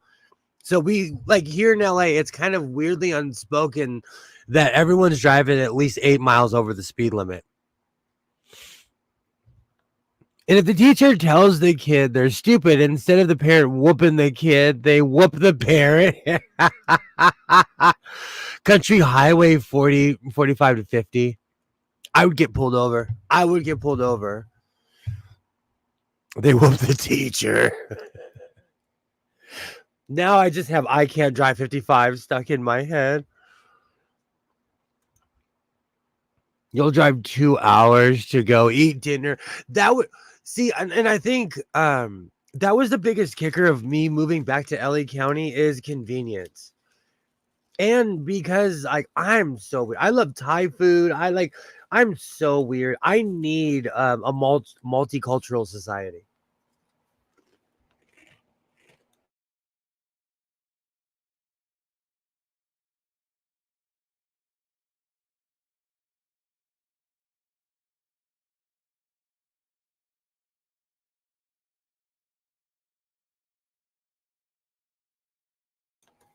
Sorry, these barbecue chips are getting good to me.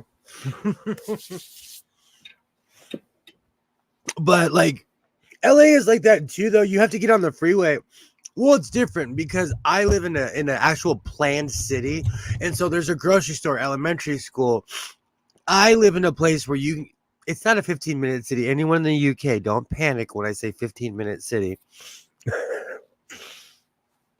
But I live somewhere where you can get anywhere in 15 minutes. Hospital, anywhere. But I live in a city where it was planned, so all of those things were like more self-contained here. But like deeper in LA, you have to get on the freeway to go anywhere.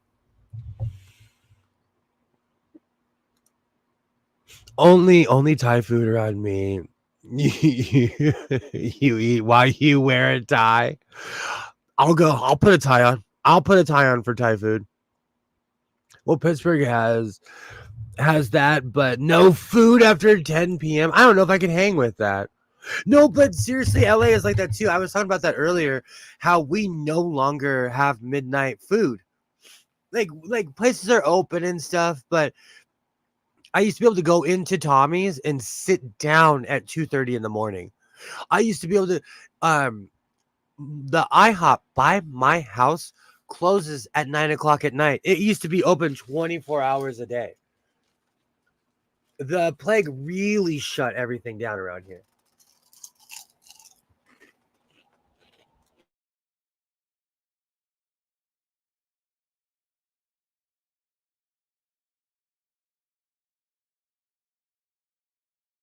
I think that's every bar.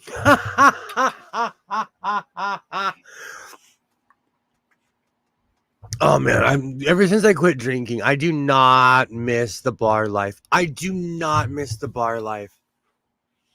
I missed most of it through my 20s, but I used to go to bars in my early 30s. I do not miss the bar life at all.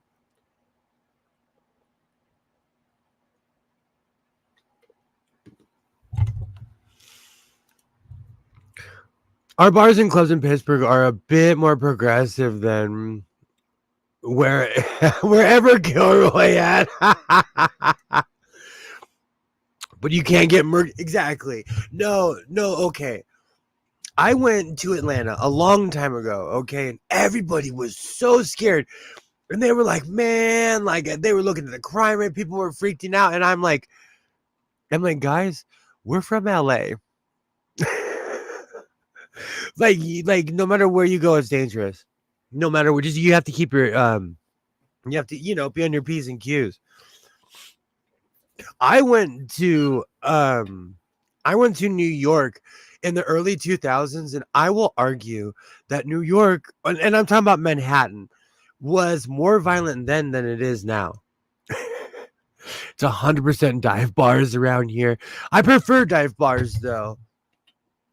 I never liked those big I never liked those big fancy bars. I had a nice girlfriend who was Norwegian, and she was an ex bartender, but she was just a drink aficionado. She was obsessed with bougie drinks. I did not like the new age bars. They felt like dry and industrial to me. I just did not like, I don't know. They just felt way too open. They felt like restaurants. I went to this really fancy whiskey bar at the Grove in Hollywood. And like we walked in wearing our patches and everything, and they were really nice to us, but I felt out of place. Like I felt really out of place. People don't realize if you mind your business, you get no stress. That's how I live my life. That is how I live my life. Oh, that's awesome. I actually dated a woman who was a bartender, and she's one of the reasons I don't drink anymore. Man, she introduced me to stuff I didn't even know about. She got me into stuff I didn't even know I liked. That's right.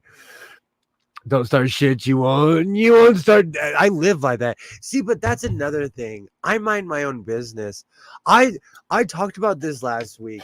It was shocking to me. Like I almost got into a fight the other day, and this guy pulled a knife out, and I laughed in his face. But it's kind of funny how he like I still to this day I don't know what was bothering him. I think it's because I was staring at the candy. I don't know. But no matter where you are, people are like society has just gone downhill. I don't do classic. I don't do classic and bullshit cocktails. Ha ha ha ha.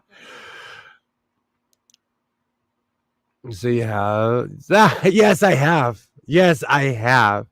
Almost made me quit drinking. For me, it was moonshine. Moonshine is a reason why I stopped drinking. I've talked about it a bunch.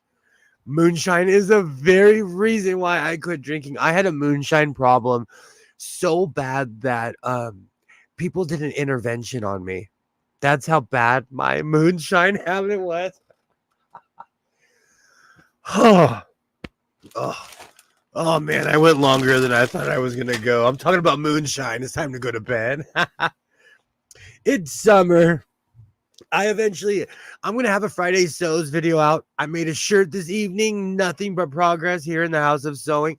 Shags, welcome to the House of Sewing. You're absolutely welcome here. Kilroy, thank you so much for being here as always. Anybody who was here, I thank you. Joy, Alibaba, everybody, you guys were missed. I will be back at it on Saturday. And Shags and Kilroy have sold Pennsylvania for me. I'm going to throw a monkey wrench into the whole idea, though, and go move out to Mennonite country. I watched Amish Mafia. I'm not kidding you. I wanted to go live wherever they lived. I would rule that town. Oh, that was such a terrible show, but I loved it. Yeah, Shine ruined my life. Shine, like, honestly, I can sit up here and be a man and admit that, like, Shine ruined my life. Never got around to it before I quit drinking. Oh, it's why I quit and stuff like that. You don't need to start the sewing mafia. Between that and the hillbilly hand fishing, all of those shows, I loved that whole era of television. That whole era of those terrible, cheesy wannabe reality shows. Lancaster. They would always talk about that. They would always talk about that. Because in LA, we have a Lancaster too, but it's way different. Do you know Lancaster is one of those things? It's kind of like Washington. There's a Washington something or a Lincoln Boulevard in almost every state in America. I had Amish moonshine before. Oh wow. I loved Amish Mafia. Amish moonshine sounds scary. That sounds just absolutely scary. Tastes like shit, but it'll put you in your ass. That's like corn whiskey. Oh, just saying corn whiskey. Just, ugh. They got a Cartoon Network hotel out in Lancaster, Amish. Oh wow. Oh wow. Do you know what's really funny? One time, and this was back when Fortnite was huge, when they had, like, I don't even know what they're called. They're these weird oases. It's something weird, and it's still out there in the desert. I drove past it on the way home, but I was driving, and they would make these weird oases out in the middle of nowhere. The people who made Fortnite turned an old rest stop into like a Fortnite scene. It's abandoned, all sprayed up now, but every time I would drive past it, and be like, this thing is out in the middle of the desert. It was the craziest thing. He said was. All right, I'm gonna go pick out. I already said bye twice. Shags, thank you so much for subscribing. Kilroy, as always, I thank you, number one. I'm actually gonna fix my computer from 2012 this evening. I'm gonna go change too. I'm a sweaty mess. I've run the full gamut this evening. I want to thank everybody. who watched this in the future. Anybody who's been lurking, you are absolutely amazing. I don't. I'll be back at it on Saturday. I'm going to have my Friday sews up, hopefully. But I will be back at it on Saturday. And like I always say, I'm actually saying goodbye this time. Thank you so much. I'll be back at it on Saturday. Like I always say, reinforce your seams, be yourself. Oh, my new tagline. I just wanted a Pepsi. And just remember, here in the House of Sewing, I just wanted a Pepsi. Have a great night.